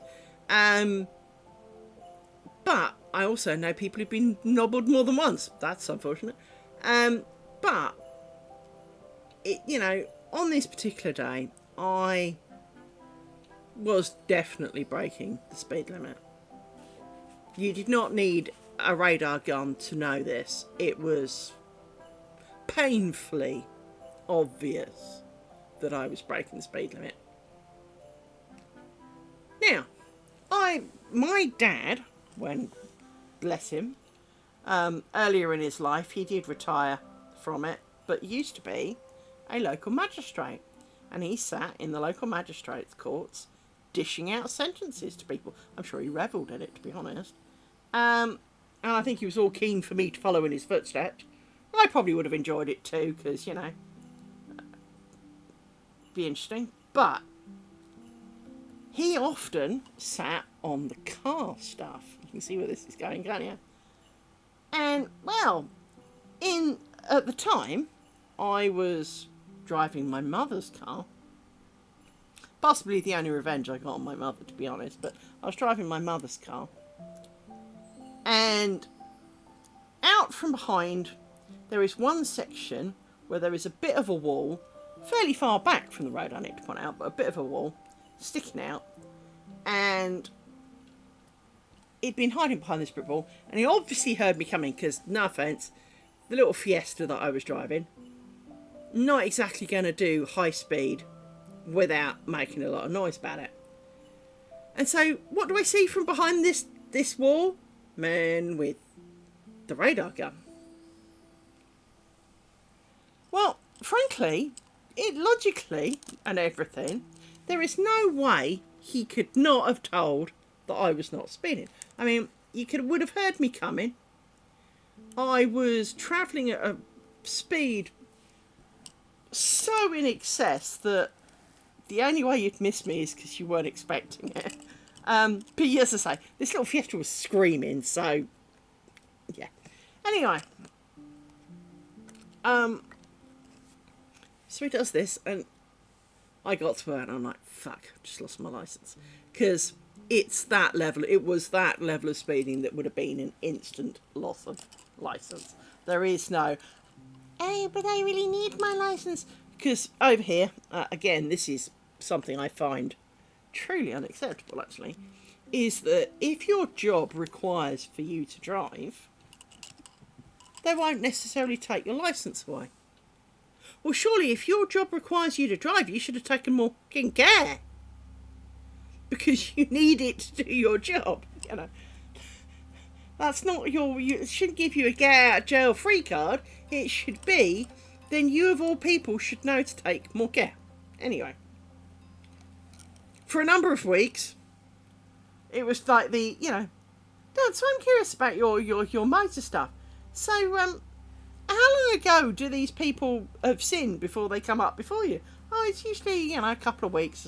Okay, so maybe I won't hear for a week or something, right? But then it'll be quite quick, okay? Because I absolutely was under the illusion I was going to end up in court in front of my dad, because they don't usually take your licence off you there and then. You go to court, and the police produce all their evidence of, yes, we clocked her doing 120. I was not doing 120 in a 1.3 Fiesta, believe me. And, she was drunk, she had a butt hanging out the window, here's a picture, they do all of that, and then the judge will look at you and kind of laugh, right?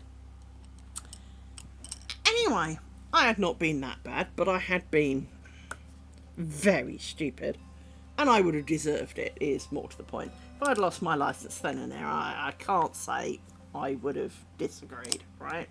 I mean, I'd have been mad, but at the same time, it would have been fair, right? Because I was very much knowingly breaking the speed limit.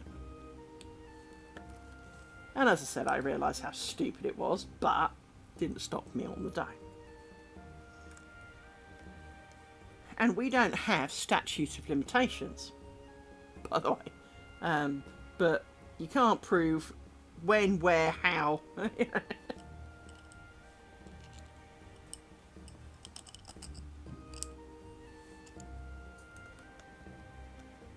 Yeah. Now again, I can only speak for the UK, but that is actually quite a problem. And when I say it's quite a problem, on days like today when it's hot as Satan's butt crack, you're sitting in an unconditioned in my case, I was in an unconditioned courtroom a week after my birthday, so we're talking in, you know, give you a hint, July, kind of usually one of the hotter months after all.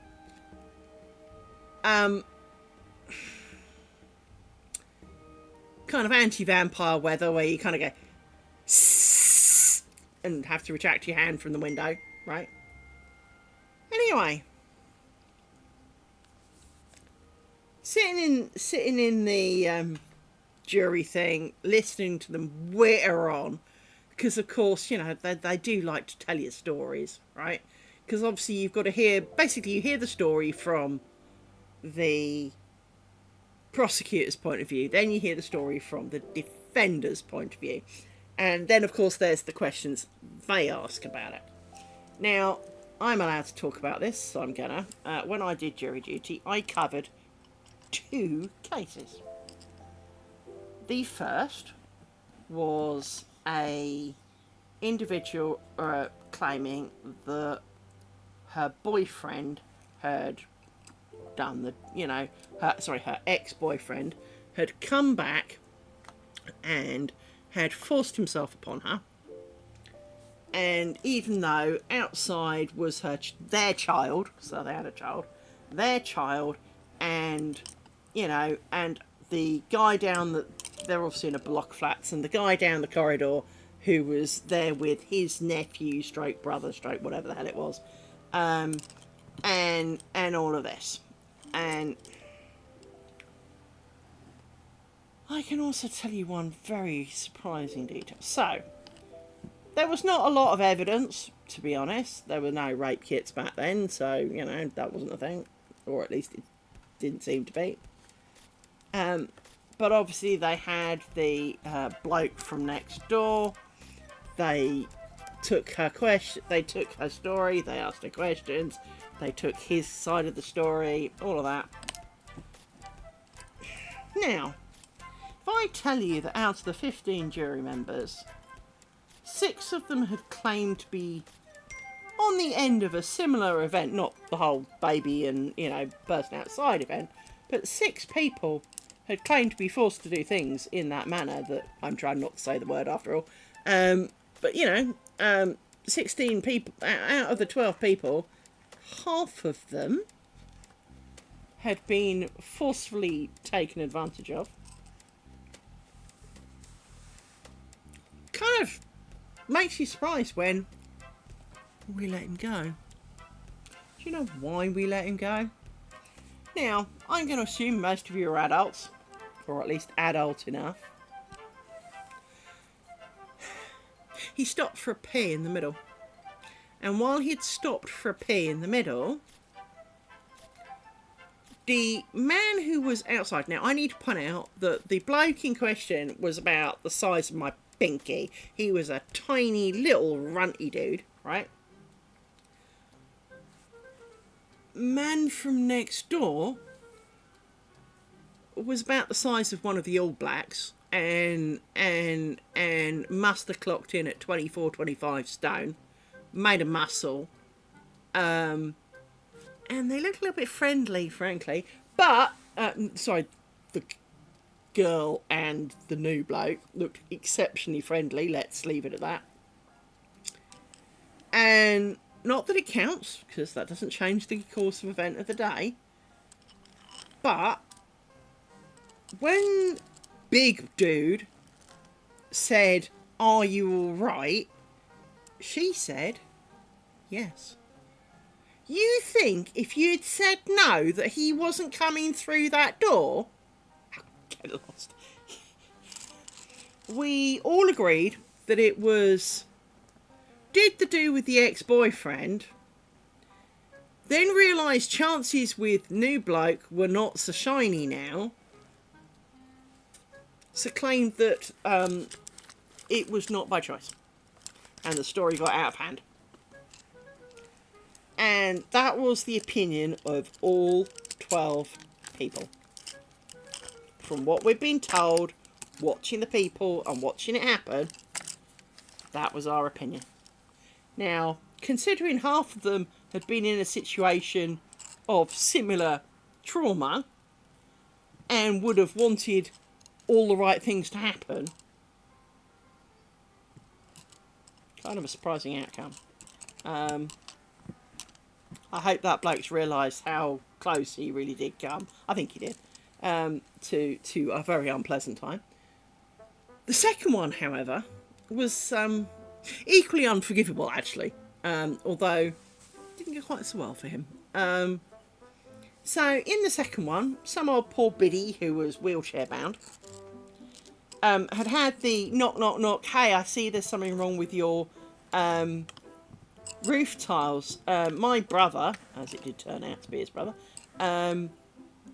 is a roof fitter. We can fit that for you for not so much. And they struck a deal to do it for not a lot, to be honest. While they were up there, he came back down and told the poor old biddy that actually it was worse than they thought, and that she needed like a whole new roof and it was going to cost like 40 grand or something ridiculous, right?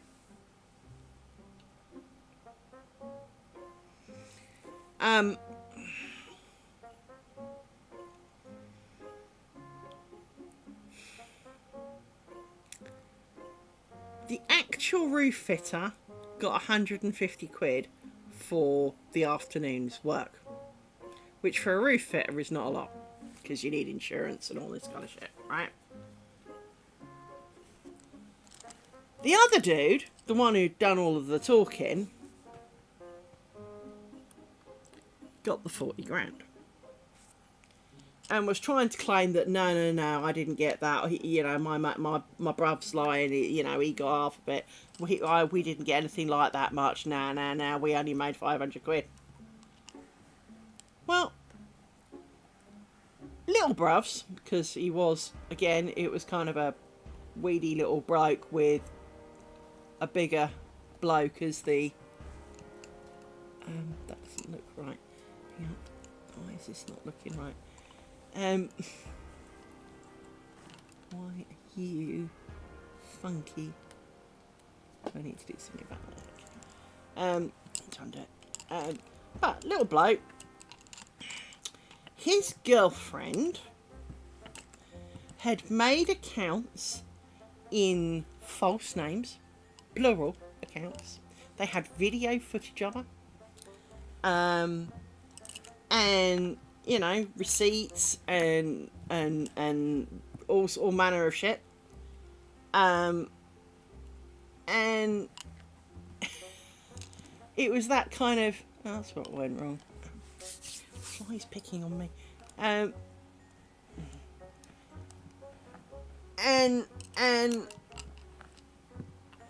I'm sure the judge did the readout of our findings really deliberately. Because when it came to pronouncing that we had found little bloke guilty and his girlfriend guilty and not bigger bruvs guilty, because big bruvs only got 150 quid. There was no proof that big bruv knew anything about it at all. It was the girl and little bloke who had done all of it. That his, big bruv's name wasn't on anything. There were, obviously there were brothers, but there was no obvious sign that this bloke had knowingly taken part in the deception. So, of course, Judge reads out, Mr. So-and-so, we find you not guilty. And he was like, oh, thank fuck for that. Little bloke fucking nearly jumping out of his pants because he thinks he's getting not guilty too. Should have seen him. A big grin on his face. Oh, you could almost hear the fucking go over there. You could almost hear it in his head, right? And she read out, so-and-so, we find you guilty. Look on his face. The earth couldn't have swallowed that man fast enough, I tell you. He was not a happy soul. And made even better when Miss So-and-so, because they weren't married, Miss So-and-so, you are guilty of, and they got sentenced to quite a bit. We don't get to hear the sentencing, but they got sentenced quite a bit because they'd been found guilty of a whole pile of shit.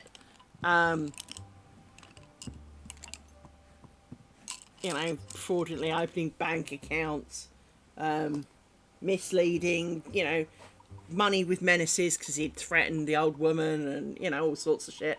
They would have got loads. But it was the look on his face. I'd never forgotten the look on that face. I'd recognise that face anywhere. The moment they said guilty, he fucking cracked. His world fell apart and I didn't really have any sympathy for him. Because, well, we've got proof you did it, son. All 12 of us were absolutely didn't. We were almost kind of walked in, went, you did it, right? Yeah, good, and walked straight out again. It was almost that quick. We didn't, with the first one, the people, there were different people, but the first one, there was lots of, well, maybe, but yeah, but if you did that, it would, and the deciding factor was the going for a pee. Because while I'm not male, I understand that going for a pee mid is basically impossible. Without, it takes a while to kind of get back up to steam. So she had a lot of time and effort, and yeah, there were lots of kind of bits that didn't quite add up to the story. And I mean, there were a few biological events that went on, none of which were in her, let's put it that way. So yeah, we just didn't believe him. That one seemed, we couldn't. I mean, we're not going to say they didn't do something, but we felt it was regret rather than didn't want. And so it took us a while, and we all, because we're like, but what if, and can we really make that decision, and but if we decide that, what will that mean, and and so we all talked it out. Second one, it's kind of like, no, I haven't got Lizzie's phone. It was kind of like, there's a photo of you holding it, douche. What more do you want? Here's your signature. Here's a picture of you. Here's a picture of you in a different one. Here's another one, and here are the names you used on each of those occasions. And you're trying to claim you didn't fraudulently open a bank account not in your name. Really, we've got you on camera, both of you. Come on, kind of moments. So, yeah. I kind of enjoyed it in one way, hated it in another. But like you were saying, the biggest problem is the definite problem was lunchtime. So you go and have a sandwich, you sit outside for about an hour, because there was an hour break or whatever.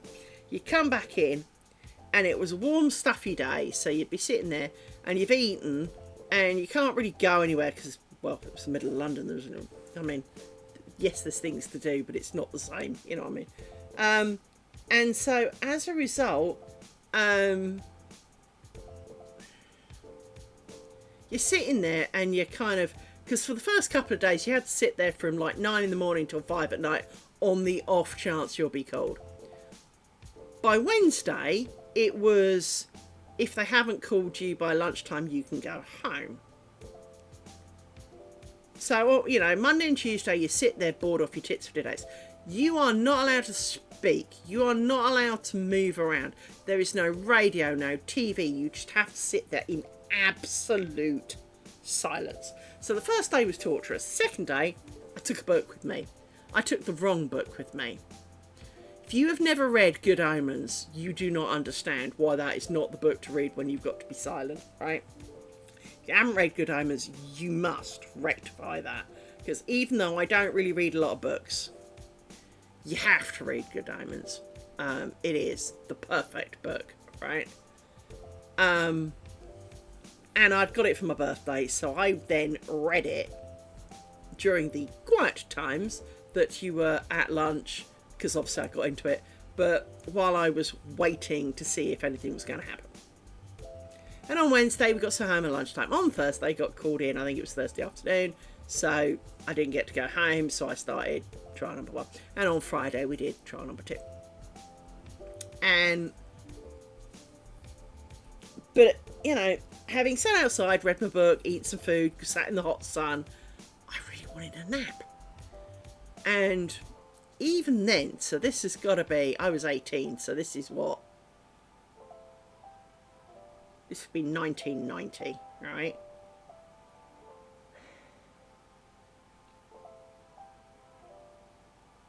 The fine for falling asleep was £150. The fine for laughing, for any disorderly conduct, £150. Pretty much sneezing, farting, coughing, giggling, smirking, pulling a face, falling asleep, tapping a pen, anything could get you the 150 quid fine. Now, obviously, 150 quid back then was quite a lot. I mean, to give you an idea, the car I bought was 450 quid. Cars today are 8 grand for the same kind of level of car.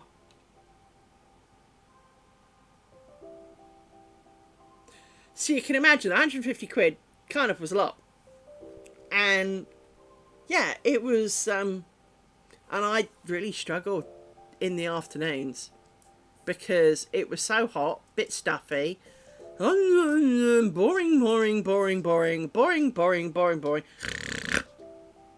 Please, dear God, no one did someone spot that. Please, no one has spotted that.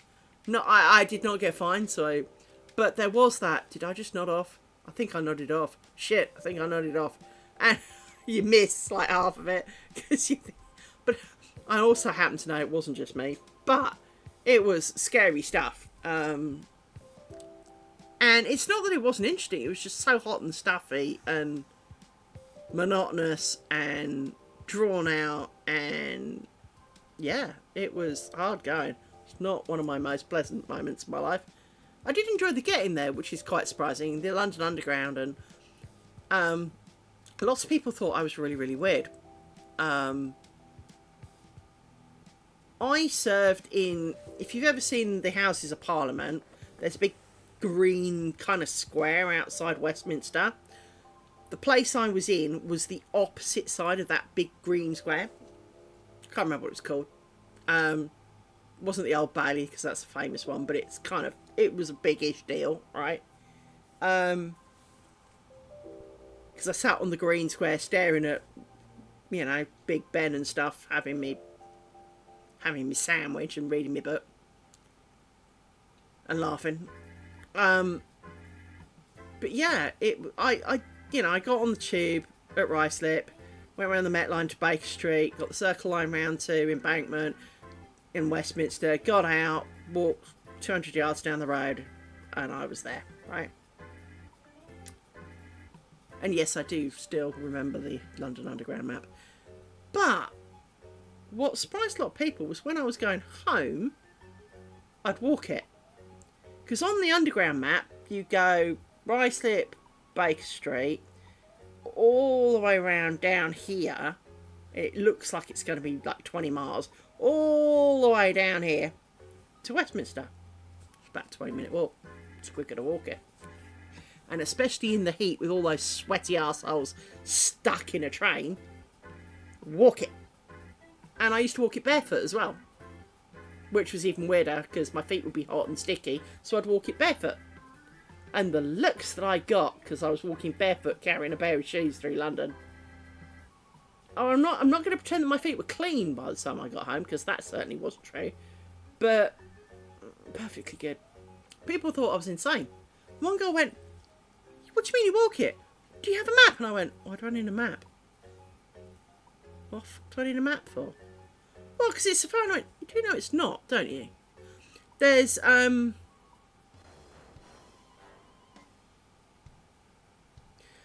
two train stations. I think it's King's Cross and St Pancras. Right? If you're on the London tube map, yes, they're really close together. But to get from one to the other with a tube, you have to get on and you kind of go around this bit of loop. And it doesn't look that far, but it takes like 20 minutes by train. It's less than 100 yards if you go out the train station and walk across the pavement. It's almost the other side of the road. Technically it's round the corner, but it's basically across the road. Sometimes you just have to know. Yeah, so I walked it. And because, while it wasn't South London to North London, because Baker Street isn't in North London, people think because, you know, the Met Line comes in and comes down to Baker Street, that that's on the north-west corner of London. Well, it's kind of not. I mean, it's on the west side of London, gonna grant you that, and it is more north than, say, Westminster, but it's kind of relative. It's not exactly North London. And so as a result, Baker Street to Westminster is actually not that far, and it's kind of easy. And even though I set off with not actually knowing the directions to get there, well, you kind of walk, well, north and left a bit, and I know where I am. I've seen this place before. Troddle, troddle, troddle. Oh, look, there's my station. And it took me like 20 minutes. And people wouldn't believe me. And so one girl came with me one day. She didn't take her shoes off. She kept her shoes on. She went, I never realised it was this short. And I went, you don't. Because we all go by train, you don't realise how close some of these train stations truly are. The actual circle that forms the Circle Line and all the rest of it round, and the Ring Line around London, it's not very big. Because London itself ain't really that big. And there's lots of other tube lines, and there's lots. Believe me, it's really not that far apart. They're all walkable. You know, we're not talking walking across the country here. We're talking walking across London. Greater London is small. Now, there are times when you can't be asked to walk and you sit on a train. That's fine. But if you can get out of the train, it's so much better because, well, there's air. And it's not everybody's sweated in, sucked on air. It's fresh air. Because obviously the underground is underground. The underground out towards the outskirts of London is above ground. But it's called the underground because it started in London underground. Docklands is above ground, but the underground is underground. Shocker, right? So yeah, I don't have a great sense of direction, specifically, but it's still not right. I think I see what's wrong with it. Hang on.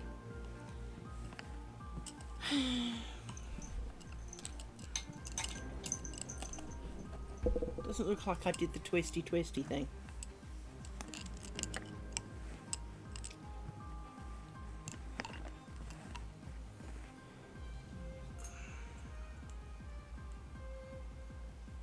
Doesn't look like I got my twisties right. But yeah, I enjoyed doing jury duty. I found it interesting. Certainly didn't mind. Gave me a great excuse to read a really good book. As I say, because I got it for my birthday. That's fine.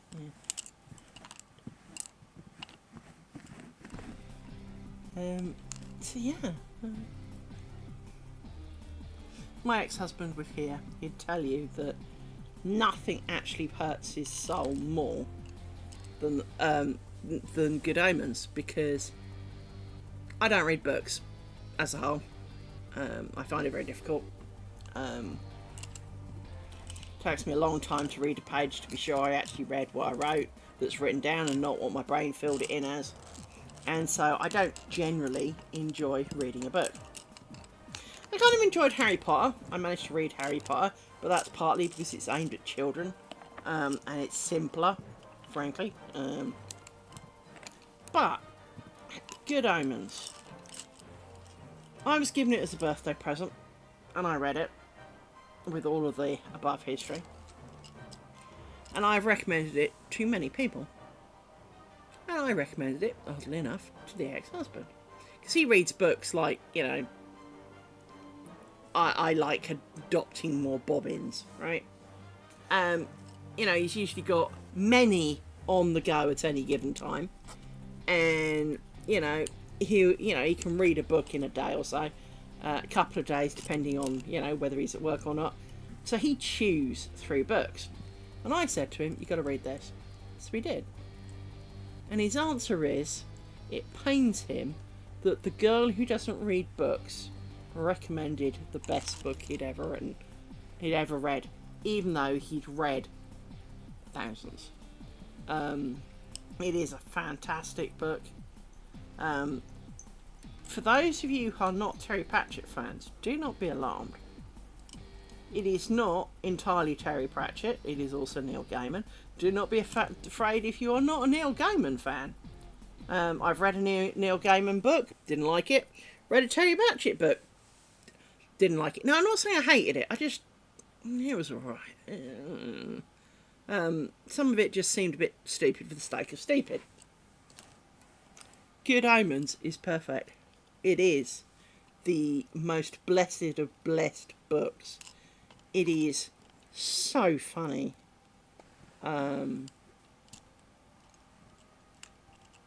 Absolutely hysterical. I do actually have, frankly, one of the best recordings of it. So, like a lot of things, I like audiobooks, clearly, for the reading reasons. And I have a couple of people reading Good Omens. Now, none of them are bad. Some are better than others. As is always the way. I mean, I don't have a voice for reading. I don't have a voice for being on this either, but there we go.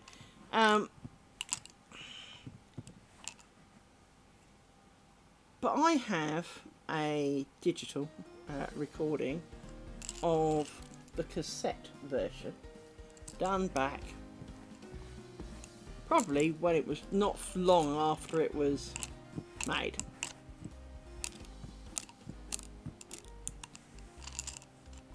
Now, the guy who reads it does sound a little bit like a computer at times, but he's not. He's got quite a deep, I'll say simple voice. It's not monotone, but it doesn't have quite the, you know, it's not, for example, sorry, not girl, it's not Welsh. It doesn't have a big sing-song accent to it. He's quite straight-faced. Considering how fucking funny it is, he is very straight-faced. And this adds to it. Because he tells you things, he reads out, obviously he's reading out, and it is completely unabridged. Including, and most importantly, down to the notes. Because one of the most important things within Good Omens is to read the notes. This thing is littered worse than a textbook with, you know, 1.1, this is only true when the following, and, you know, all of these little subtexty bits that you get at the bottom. The book is littered with them.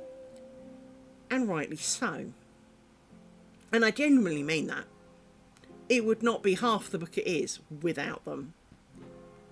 And this bloke literally reads it in absolute. He opens the cover and reads page 1, bloody bloody blah. He reads, at the very front you have a list of all the names of the people who are going to be in the book.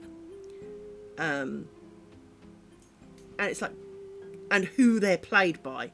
And this kind of doesn't make any sense when you read it. And it will say things like God, Metatron, the voice of God. And he reads all the way through this. And you're kind of going, what the fuck is this? And it really doesn't mean anything. But it does mean that if this is not you. No worries. But it does mean that when you come across some of the characters, in the back of your brain, it's already been explained to you that these are significant people. And there are references, and what the official title is not just Good Omens, okay? It is Good Omens, The Prophecies of Agnes Nutter, Witch, right? And Agnes Nutter, clearly, although deceased by the time the story starts, is very much a prominent character, as are some nuns, some demons, some angels, a dude, some kids, a medium lady who is kind of slightly weird, like all medium ladies would be, as we well know. The very typical kind of 1980s kind of expectation there.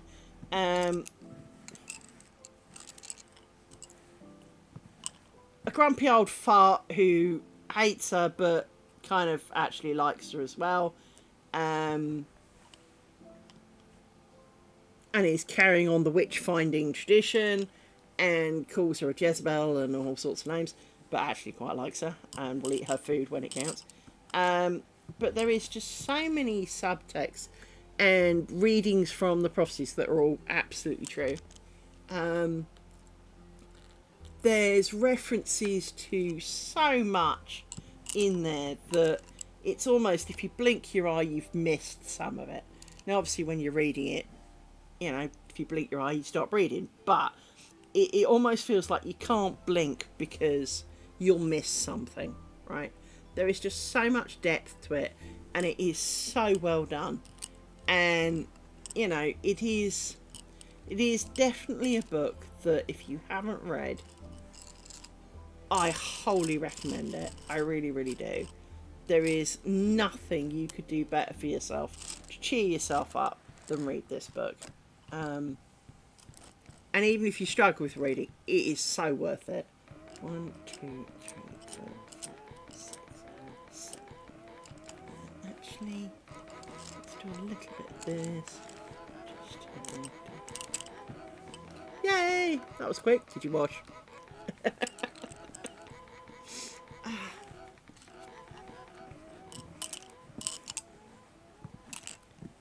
No, I definitely can't recommend that one enough. I was very concerned when they announced. There was talk for years about making a film, and we were all kind of like, oh my god, the film would be great. And then it dawned on everyone, the film would be shit. Because it wouldn't be the book. They would change stuff. And there isn't a single paragraph you really can omit from the book. So when they made Good Omens, the series with Michael Sheen and David Tennant, I have to confess, I was very sceptical. Very, very sceptical. Just because it is so perfect, it's hard to believe you'll do it justice. Now, I will say, the series is not as good as the book. It's not bad, but it is not as good as the book. The book is perfect. The book can do no wrong, right? So with that in mind, do realise that while the series is good, the book is still better. However, once they're done, it was not bad. I enjoyed it. And then they said, we're going to make Good Omens Part 2. Hang on, there isn't a book Part 2. There was never talk of book Part 2. What do you mean, Good Omens Part 2? And then it was like, oh, well, you know, Terry Pratchett wanted to do it, but we just never got round to it. Bitch, you had best part of, like, you know, 20-something years. He churned out a lot of books in his time. I can't help but feel confident if he'd really thought that because Good Omens was, made a lot of money for them. And by the way, there are some references to it in Doctor Who, in case you didn't know. Especially banana daiquiris. But it is one of those weird bits that there was no book to compare it to. And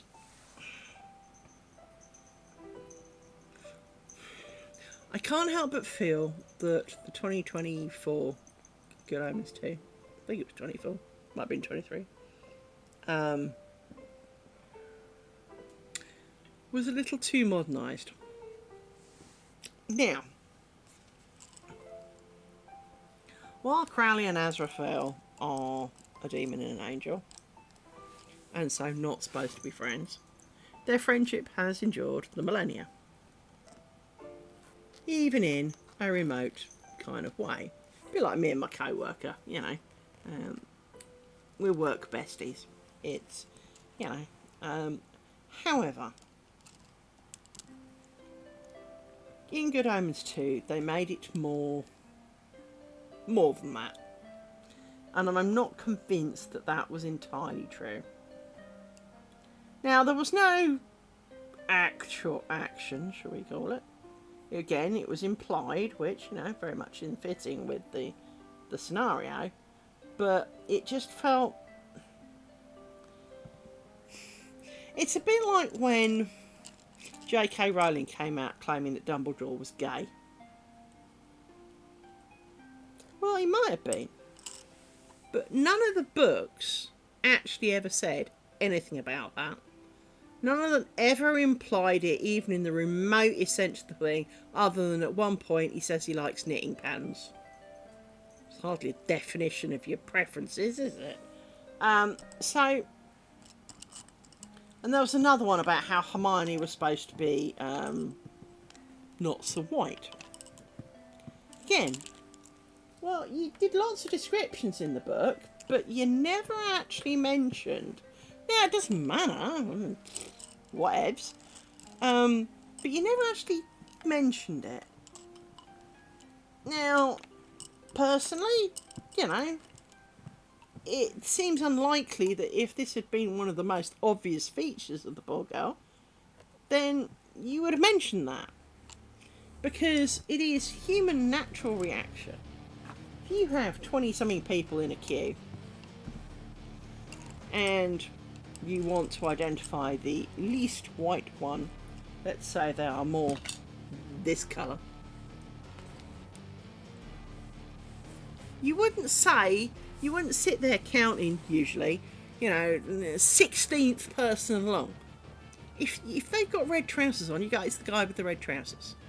You name the most distinguishing thing about them. And it's not a racial slur or anything of the sort. It is the most obvious and blatant thing that distinguishes them from other people. So if they've got bright pink shorts on, it's the guy with bright pink shorts. So it strikes me as weird that JK never mentioned that Hermione was supposed to be...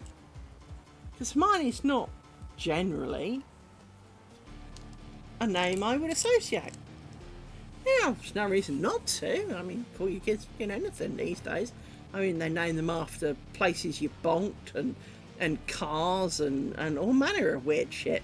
And then, of course, there's the, I want to spell it funny people, and, all of that. So, she call it what I like.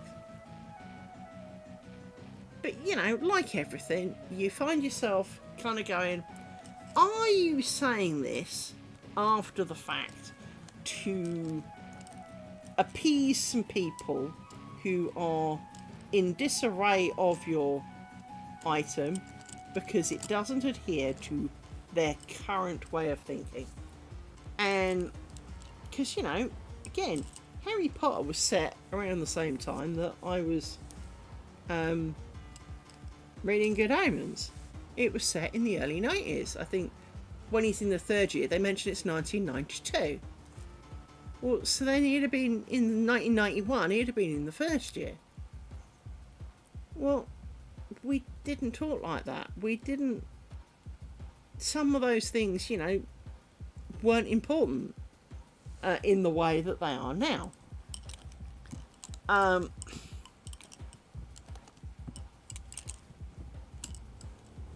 It's just that kind of. Oops, didn't twist them. Douche. Doing really badly at twisting them. See, I don't know. It just felt to me a bit like that was a after the fact. Crap, if I say this, you know, the particular group of people will like it more. Well, not really, because if you'd actually meant it, it would have been in the book. I'd hate it more. Instead of the I don't feel this represents a reasonable subset of the population and that there would be more of whatever, right? Well, I'd hate it even more if there was nothing in the book, but you're going, oh no, it is, you know, they're all like it. Not one of them. It's like, well, it can't be true, you know, because you'd have mentioned it, it would have come up. It really would have come up.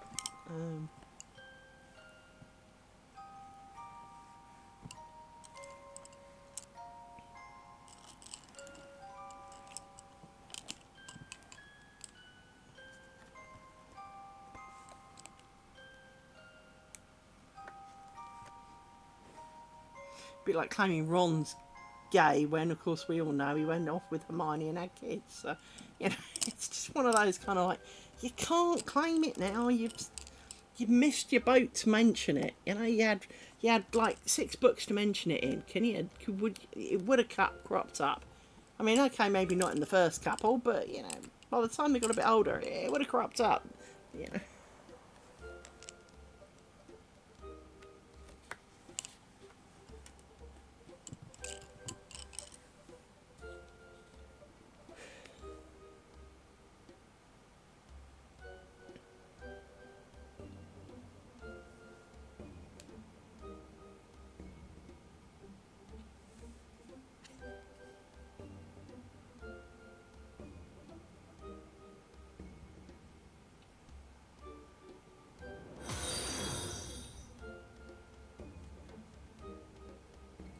Thank you for the follow. Thank you very much.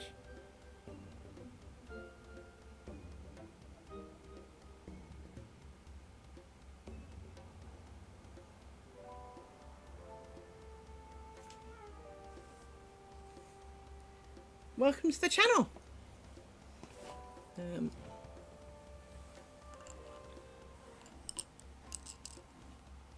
Everybody's welcome. It's a good thing. If you have any questions, just ask.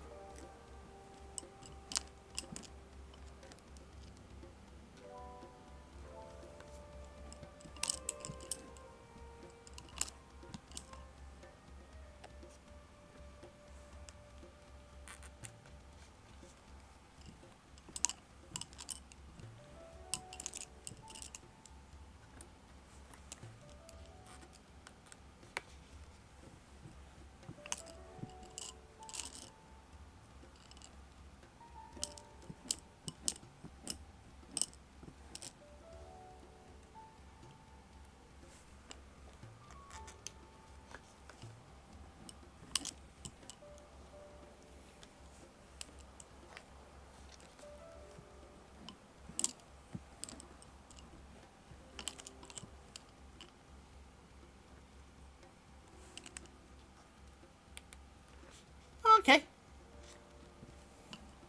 I like spicy crisps. But then I'm also a bit weird, so that doesn't mean a lot.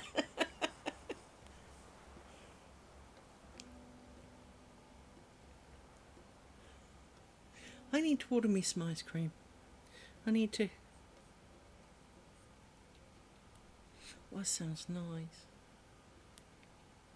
That sounds really nice.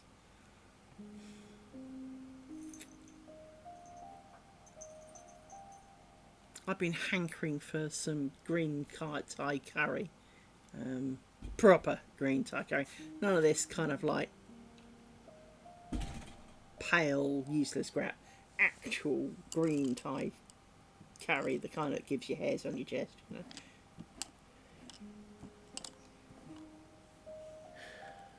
I have a bit of a plan.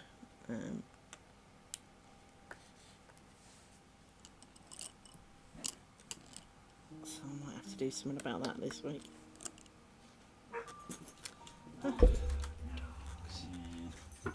Dog! You're annoying. Higher.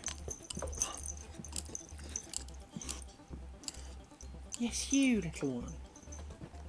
You the ever so annoying. Yes. Miss licked my eye so much last night you made it red sore. As if, oh, by the way, the same eye that I had like, not pink eye, but I had a red eye last week because I'd purposely been fingering it or something. Yeah, we licked so that all of the skin under the eye was sore to the touch this morning. With your little sandpaper tongue. Bloody hurt. Well, the good news, my sore red eye is not so sore and hasn't been for a few days, but pretty much since Friday, actually.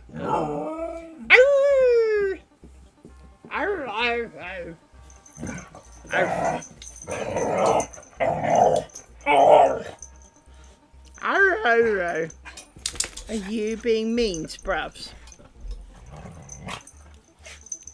He doesn't want to be picked on, he's too hot.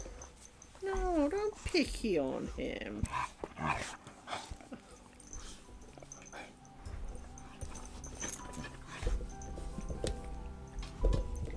My dad did get licked by a cheetah. A lot. But yes, as you say, there are many things for which being licked by is not good.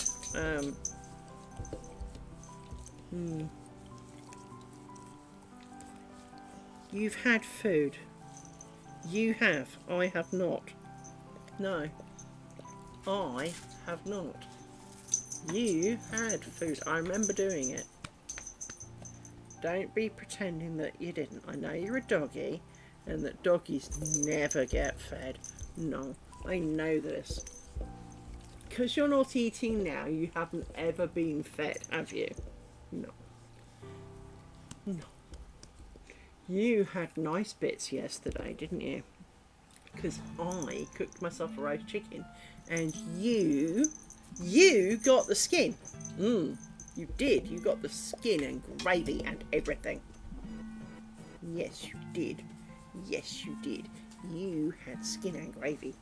Yes, you did. Yes, you did. Don't be pretending that you didn't, little man.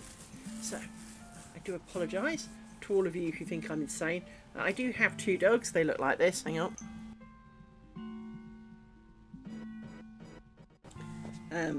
So they are, that was claws.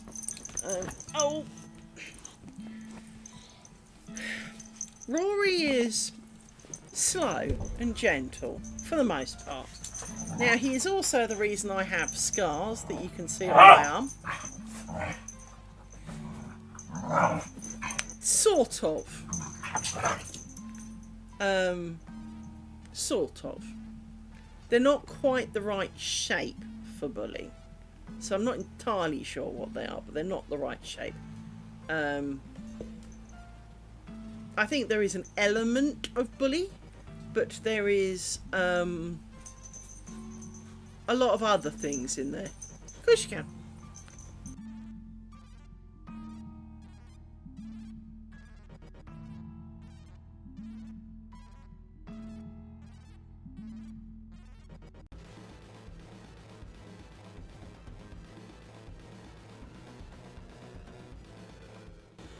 He kind of does, but they are proper brother and sister. But if I also tell you they barely weigh 20 kilos. Now, over here, for some reason, we weigh our dogs in kilos. Don't know what the fuck that is in real money. Hang on. Let me find that out in human terms. Terms that we can all agree and understand on.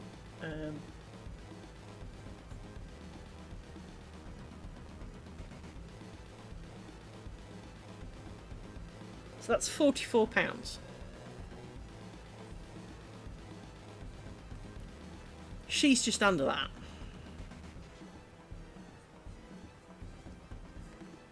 Not a lot of change, to be fair. Yeah, she's just under that. So, to be honest, they're quite small. They're not very muscly.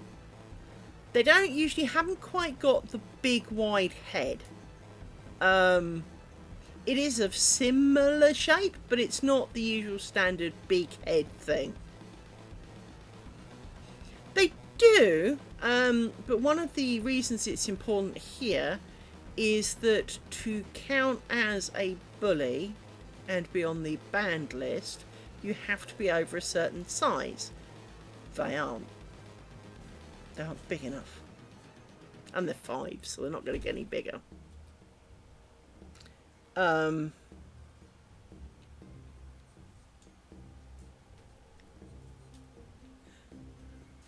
Well,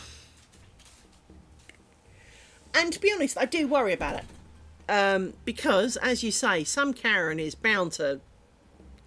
And over here, how they do it is really unpleasant.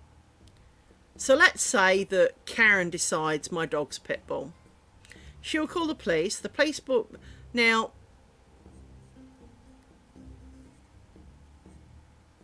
So do I. Not in part just because I've got one, just because they really do. The biggest problem with is not necessarily the concept, it's how they've chosen to implement it.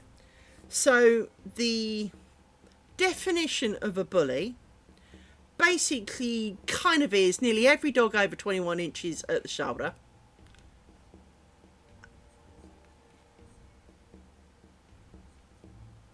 Oh, these two are soppy as hell. I mean, not to each other, but they're brother and sister. Of course they argue.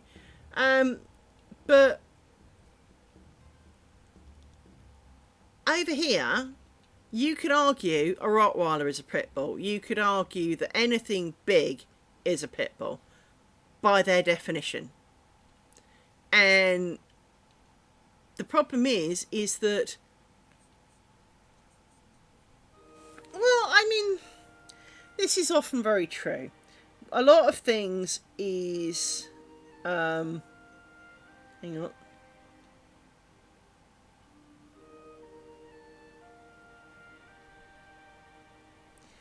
One of the big...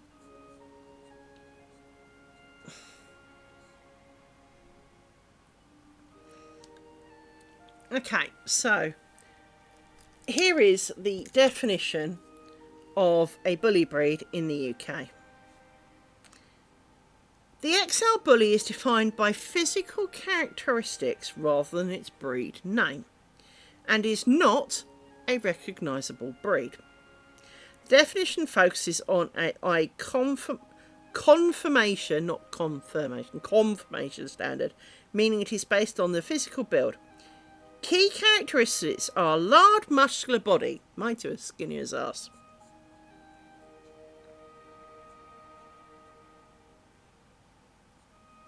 Pretty much most Chihuahuas I know are like that. Jack Russells are worse.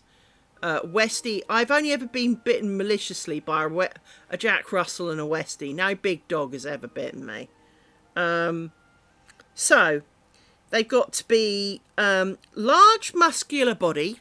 These two barely have a muscle between them. Blocky, well, only in the head, you know, as in stupid. Squared head, their heads aren't really square. Height of at least 20 inches for male, 19 for female at the shoulders. These two aren't that tall. So they then go on and basically break it up a little bit. They do kind of have the land hippo head, it has to be said.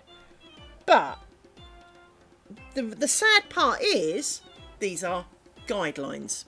They're not hard and fast rules. So it's not like, say, speeding where, you know, it's 30 mile an hour speed limit. If you're doing 31, you're speeding. If you're doing 30, you're fine, right? There is no hard and fast rule. And all it takes is someone to decide, someone who, by the way, they're not trained in this, to decide, yeah, it's close enough. And that's it. They put your dog down. It is absolutely despicable. Now, I do agree. Oh, is it raining? You feel damp. Now, I do agree that if they show some aggressive tendencies, you might have a case, right? However, I remember as a child, and I was quite a small child, we used to have a programme on at 6:30 in the evening, so you have the 6 o'clock news, and at 6:30 you used to have like local, I won't say news, but you'd have like 5 minutes of the more local news, so you wouldn't, you know, down in London you wouldn't get to hear about, you know, something about Edinburgh, you'd get more local than not. And then like 20 minutes or so of random shit, frankly, of a semi-localish nature. And being near London, they had a thing, and it was about, funnily enough, dangerous dogs. And they had a dog in a really small cage. I'm talking a dog the size of Amy, who could only really stand in this cage. It was so small. So, you're not going to be on your best mood now, are you?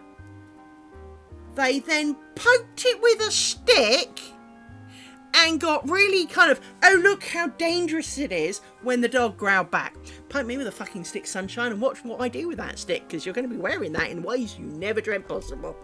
And as a kid, I went, well, I'd growl at you if all I could do is growl and bite. I'd fucking want to bite you if you should poke me with a stick. Right? Now, there was one of the big things you get here, and one of Battersea Dogs' homes, because it's a very famous dog home.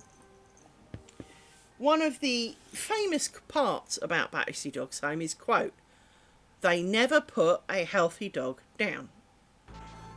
No, they don't. They output all the ones they don't want, that aren't well or otherwise, or so if you've been there too long, they give it to someone else who will do it for them. No, they don't. It's a technicality, but they don't. They just give it to everyone else to do. And the whole thing has a horrible smell to it, and it is very sad that, as always, a minority spoils it for everybody else. There might have been something that you used to enjoy and now it's a legal ban, they don't make it anymore. Because, I used to love McDonald's hot apple pies. Absolutely loved them. Those little pockets of lava that rip the skin off the inside of your mouth. I loved those things. Can't stand them now. They're greasy, tepid, nasty. I'm sure they're probably made of the same shit, but they're horrible now because they're not hot. Nothing I get from McDonald's is hot. I've actually had it that I've gone through the drive-through that they've, oh, I'm sorry madam, we'll have to make that. I have literally not even made it out the car park while still moving, and I put my hand in the bag to grab some fries or whatever out the bag. I've never had the coffee because I don't drink coffee. But, I've grabbed a handful of the fries, they're cold. I have actually stopped in the car park because I was so bloody hungry to eat the burger, and it was actually cold. It was cold like it had come out the fridge. Cold. And that was their burger. The problem is they're the only one near me, and it's a long bloody arse drive to anyone that's not. There isn't another McDonald's to go to because it's the country. And I think that's one of the frustrating parts, is that they know that it can be hotter, but it's a bit like the, do not put your pet in the microwave shit.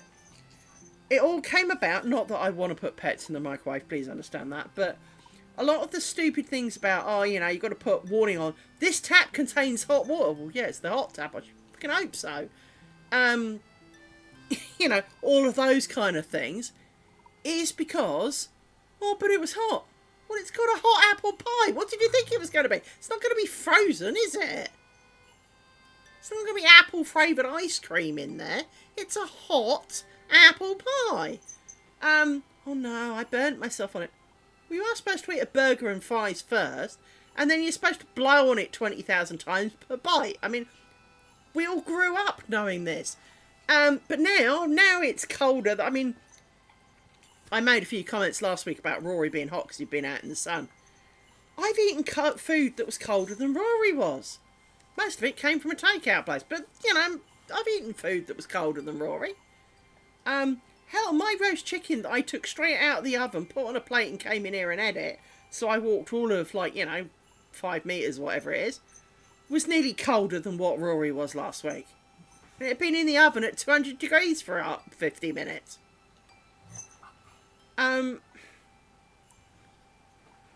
There is something about McDonald's, and I do have sympathy for them because, you know, as a business, if your job is to make hot food, last thing you need is some douche, Karen, whatever, coming along, ordering, I want 3 burgers and fries, sticking her hand in it, burning her hand, taking you to court. But then the rest of us get cold food. Not everyone likes their food cold. Well, I will say that the UK McDonald's is not a patch on many of the other McDonald's in the...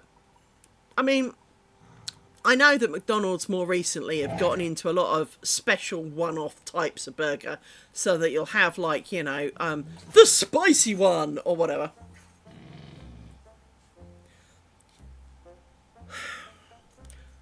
Well, with ours, especially if you do the drive-through, well, you're usually home by the time you notice. Well, you're not going to drive all the way back and go, well, it's cold. And they'll go, yeah, because you've driven back now.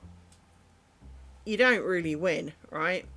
But I think they do give you hot food if you eat in, because, of course, you can throw it at them. But if you're in a car, they assume you are leaving, and it is not necessarily as hot. Yeah, I don't get Uber Eats around here, sadly. But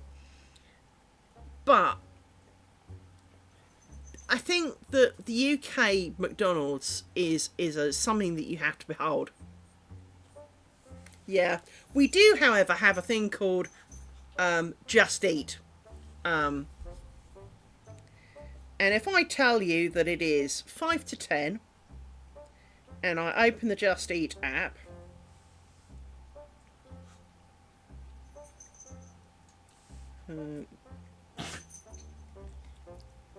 fuck me on a stick, really? Sorry. If I cover up one little bit, I can currently order, read that, from 163 places. According to this. Fuck me, I didn't even know we had that many businesses. Well, right now, with the shock on my face, I would say rather large, pointy and rusty. 163? Oh, fuck off. Normally it's about 30 something. Hang on, let me send this to co-worker. Hang on. There must be something wrong with that. Oh, I could eat half the universe at any given time. I've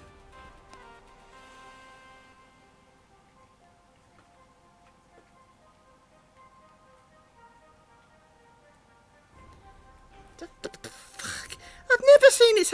Anyway, allegedly 163 places. Holy mother of Satan.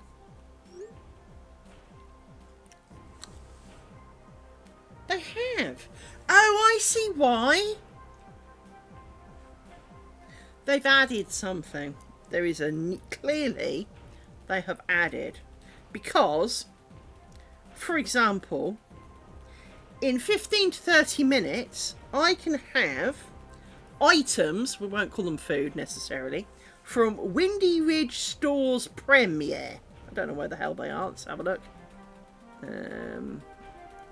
Where are you? Doesn't even say where the fuck they are. Come on, where are you? There we go. Find us. Okay, so they're in town. So they're about a couple of miles away.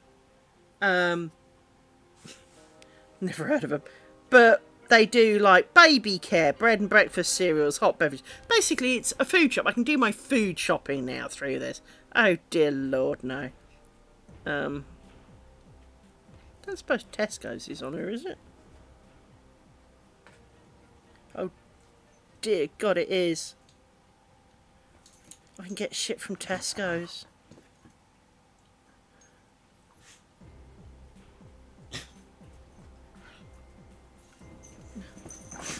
Oh dear Lord. Oh, and there's a whole big bunch not taking orders right now, which I assume is proper Tesco's. One stop Cheltenham Hilltop, yeah. That's down the road a fair bit, but yeah. Shops in your area: Londis, Asda, Sainsbury's, Waitrose, 2 Morrisons, yeah. And that doesn't even include the Tesco shit. Oh my God. Oh! Oh no! They've added McDonald's. They've added McDonald's, people! I've got a problem. They've added McDonald's!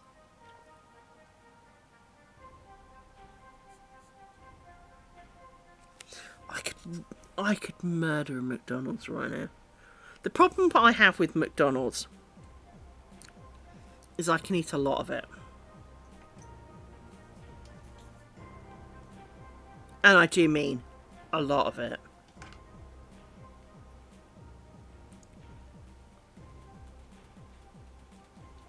Like about 20 quid's worth. Easily. Without even trying. And then if I'm hungry, add at least another tenner. And that's not having a couple of meals. That'll be burgers, fries, and not a lot else, because as I say, the apple pies are horrible now.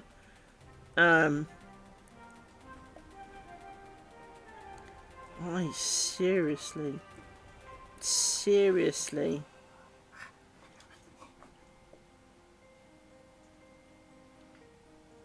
could like. My problem is late night runs. I had this problem at my old house, which was a lot nearer.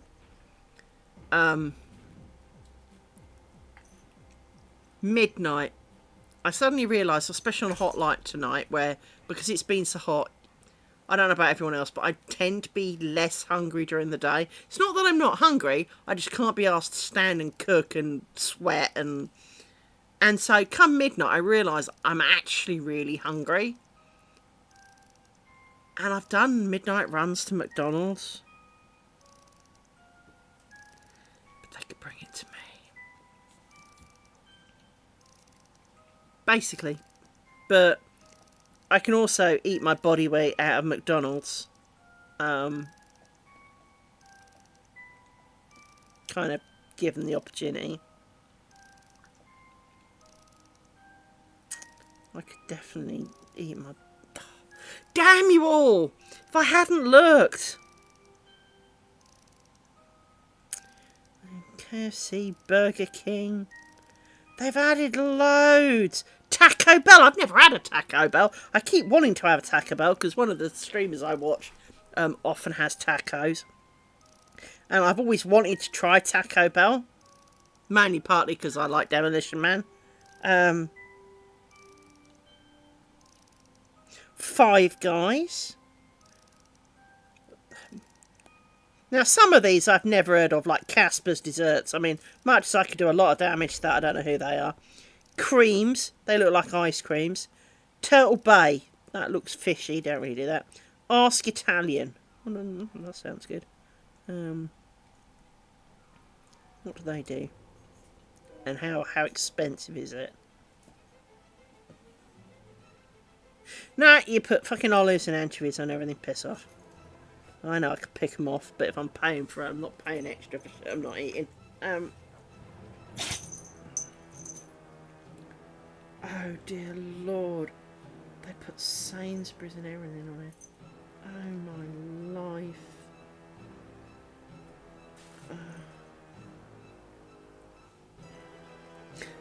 My Naga burgers are still open.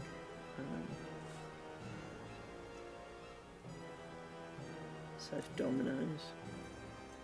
KFC. Treats for you. Ooh, that looks interesting. Got a really big square pizza. I have fond memories of a large square pizza from when I was a kid. There used to be a 24-inch square pizza you could buy. Hey! Play nice! You alright? Don't actually know who squeaked. Somebody did. Come here. Come on. Come on. There's no blood on you. There's no blood on you. Looks like you're alright. So whatever it was no death. No. That pizza. I want to see the pizza.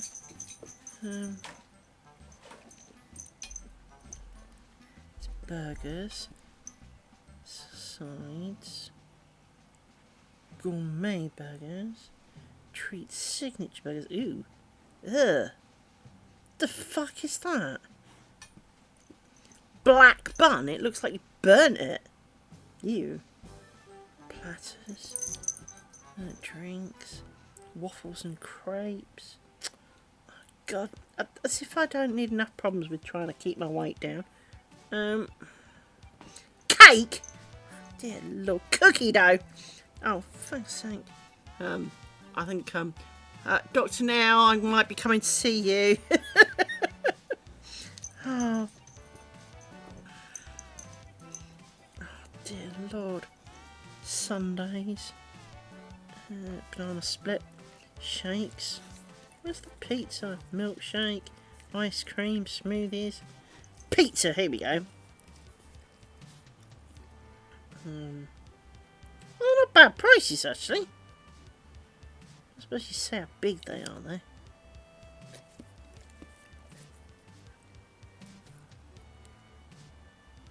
Okay. Are they only a foot? Oh, okay, they're smaller than I thought then.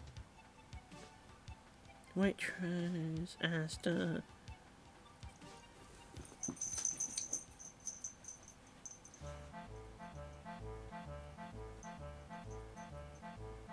Oh my god.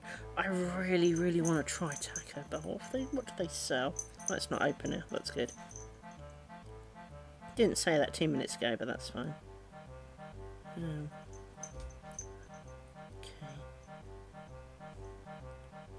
Okay. Kebab Burger's back! Sorry. At my old house, these guys used to come. And they do really nice chicken burgers. Now, I know that sounds really pathetic, but I've never had anything like it. And there was nothing, I mean, in a lot of ways, there was nothing special about it. Just a chicken burger. Chicken boob, in batter, in a burger, with some salad and some mayo. But damn, were they nice. Mind you, it's also been like 6 years, so probably not so nice now. But I'm pretty sure, looking at the menu, it's kind of the same deal. Burgers, let's have a look.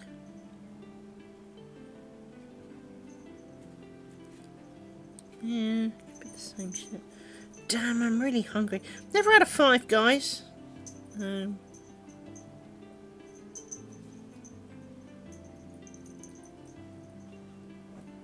It's a load more curry places. I'm gonna have to go through some of them.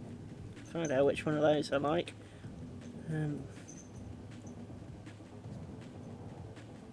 Ooh, Thai. There was me banging on about Thai green coming in. There's a Thai place. Yeah.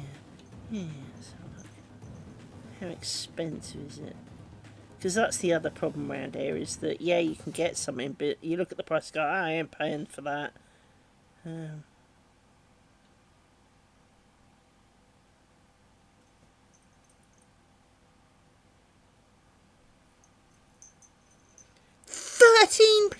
£13.95.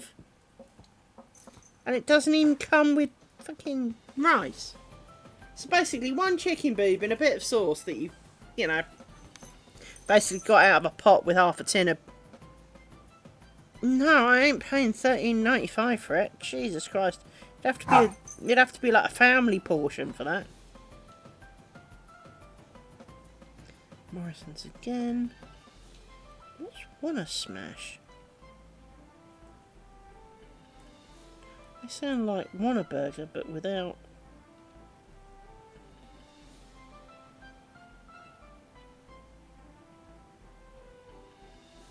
That's because they're called Burger Shack. Okay. Don't know why it's under Wanna Shack. Grill for you. K-pop chicken. That doesn't sound too good. Side tidings. Looks like good kind of pick at it food. Slutty buns. Someone having a... That's also Burger Shack. Me feel like someone's taking the piss.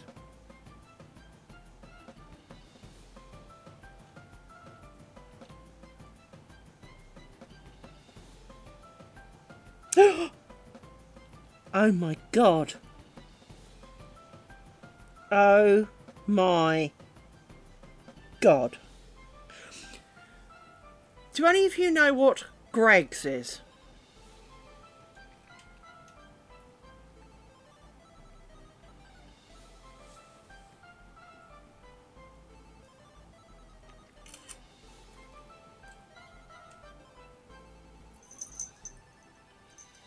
Anyone know what Greg's is?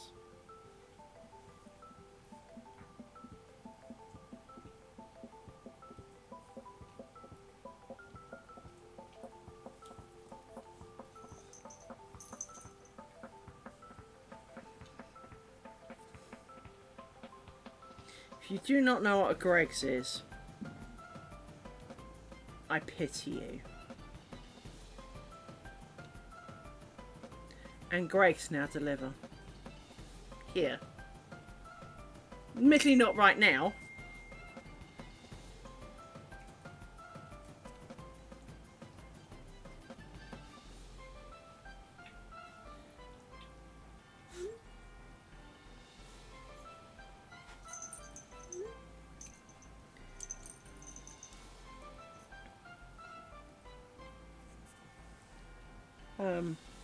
Greg's is sandwiches. Now that sounds really boring, doesn't it? There's a thing called a sausage roll, which is sausage meat wrapped in pastry. It's a very simple thing. But the ultimate sausage roll is a Greg's. And now, from 6:20 tomorrow morning, because they're shut for the night, I can have a Greg's. Oh, I'm going to be so fat. I am going to be... Oh, there's a shoot. Oh, there's another chippy.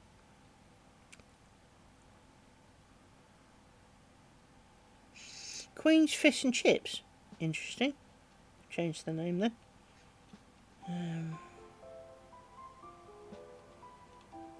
Co-op. Blimey. There's the Toby Carberry. Blimey, that's a long way away. Holy shit.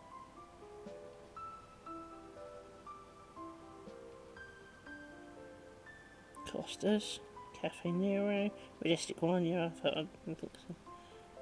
Jesus. Oh, I'm gonna get so fat. Find another Greg's. Oh, dear God. More than one Greg's. Oh no. No. No.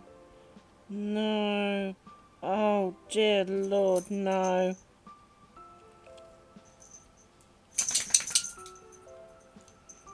Oh, holy shit, I'm gonna get so fat. Oh, people.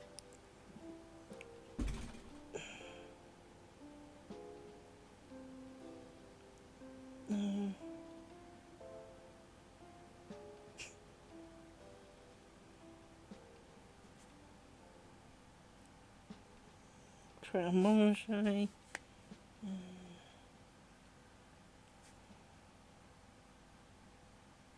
Brewdog burger. Weird. Oh dear Lord. Harvester? Christ. They really have got everybody. They have absolutely everybody. Everybody who does pretty much anything within like 20 miles of here, I think.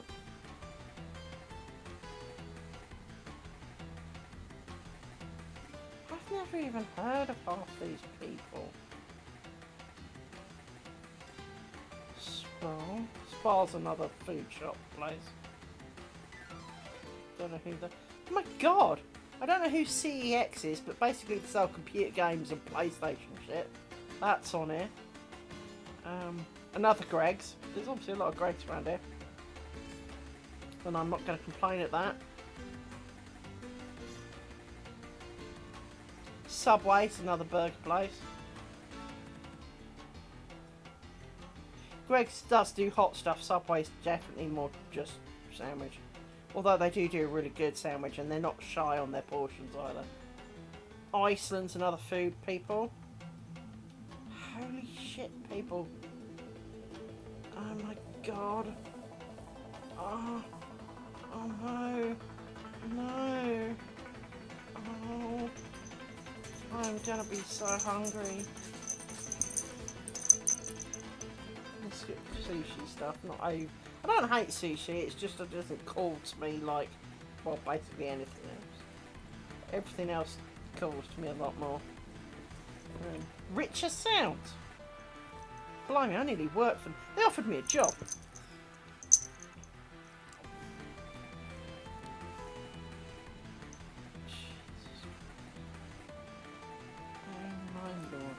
I need never leave my house again.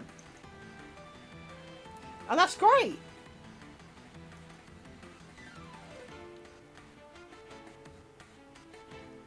Oh my lord. Oh. And I've got £26.28 in credit with Just Eat. And I could order so much right now. Oh.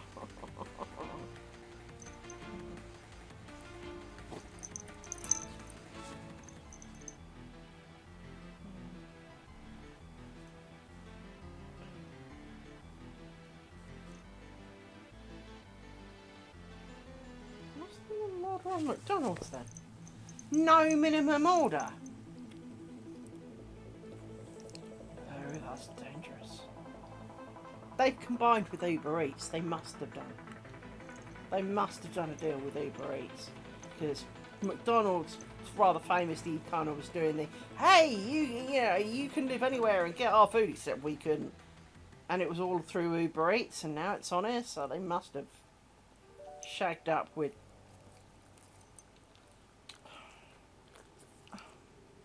Oh, they're so hungry now. It's 10 o'clock at night. I can have like Zinger burgers in like 10 to 25 minutes. Oh, I'm gonna get so fat.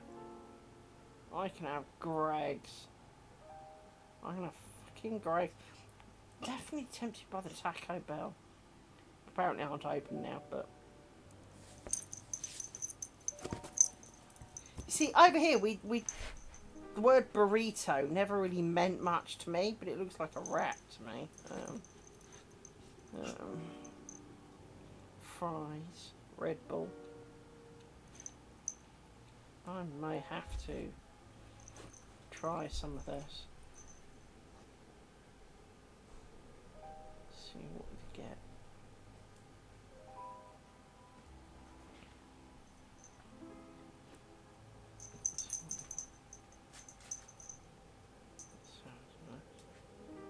Assembly, nice. I've never had a taco. I've never had a taco. So, well, I've never been to taco. So I've never had the joy. I mean, I've had homemade ones and I've, all that kind of stuff. But I could do a lot of damage to that, I know. But kebab burger a bag. Fucking awesome. Never been so happy.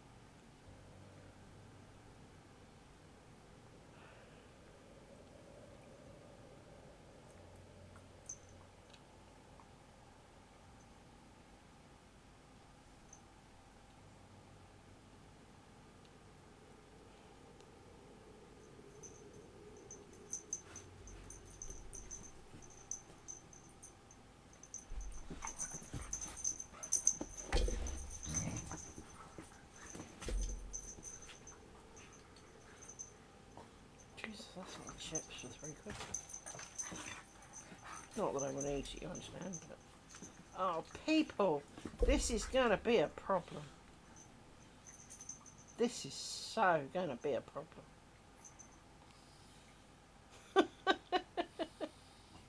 This is going to... Oh, dear me. No. Oh. Right, I need to stop looking at food because I'm getting hungry.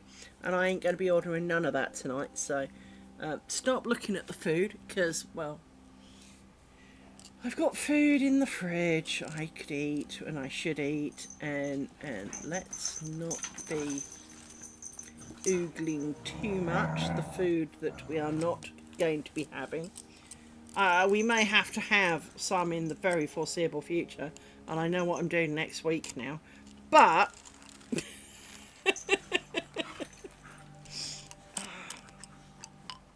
I know what I'm doing next Tuesday. Right. I need one more of you.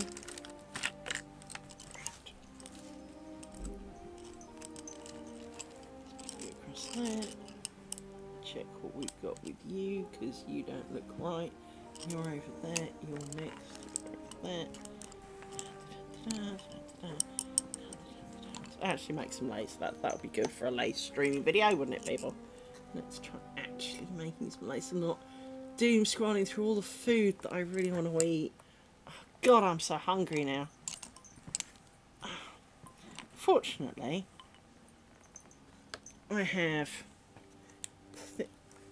one of my favourite snacks at the moment is a sourdough mini baguette thing. I mean, they're only about like this long, right? Mini baguette thing. And you empty a carton of cream cheese into it.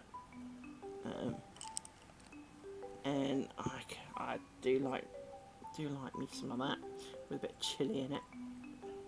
It's not chilli as in chili con carne, chilli as in chilies in it.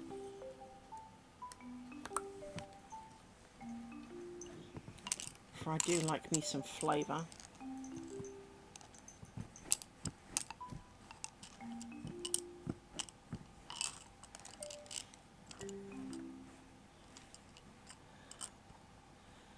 Those are Greg's. Damn it, people. I so know what's happening next week. There is not a lot gonna stop me from that.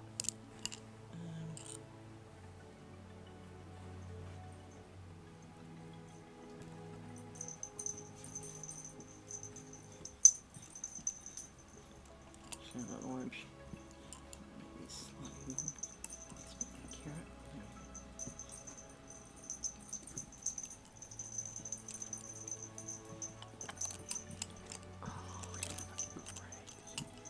I can have a Greg's for breakfast. Itchy it. I can have a Greg's for breakfast on my birthday. Oh, that'd be awesome.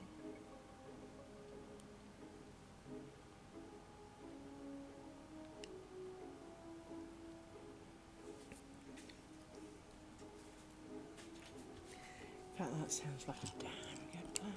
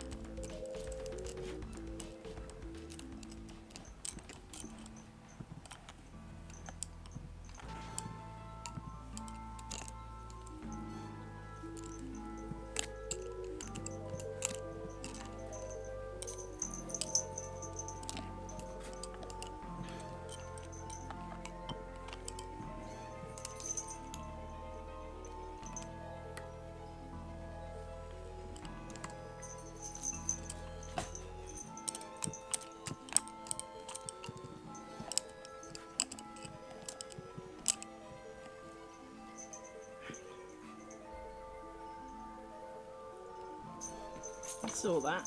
Thank you for that, dog. It helps. 1, 2, 3.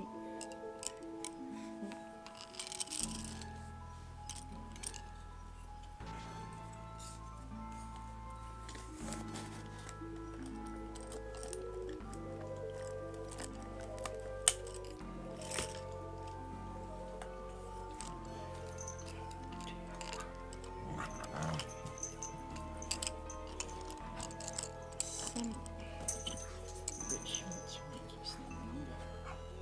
Get this sorted.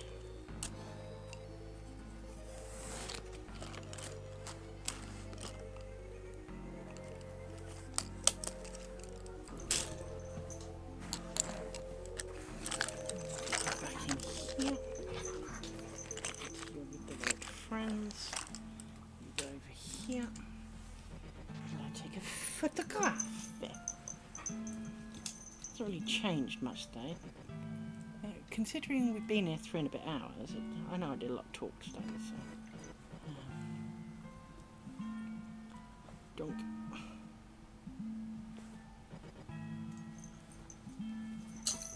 Let's do this, 'cause this helps. There we go. Right. So, apologies that today has been somewhat of a mixed moment of life, but I'm really hungry now, and it is already 10:30, so it'll be a late before the video uploads, which probably means I'll either post it from bed or I will do it first thing in the morning, give or take forgetting it for a bit, but I shall see you tomorrow. Dear Lord, please be cooler tomorrow. It can't be hotter than today. I really don't think it could be hotter than today. Hang on. The man from Del Monte, he says a fair bit cooler tomorrow. That can only be a good thing. So, I'm pleased with that. That's a good thing. Cooler is nicer. Excuse me. So, I shall be back tomorrow, at the same sort of time as always. Thank you for chatting with me as always. I really appreciate that. And I hope you had fun, in as much as you can, watching someone making lace, because, well, anyway, thank you again, and I shall see you tomorrow. Bye-bye.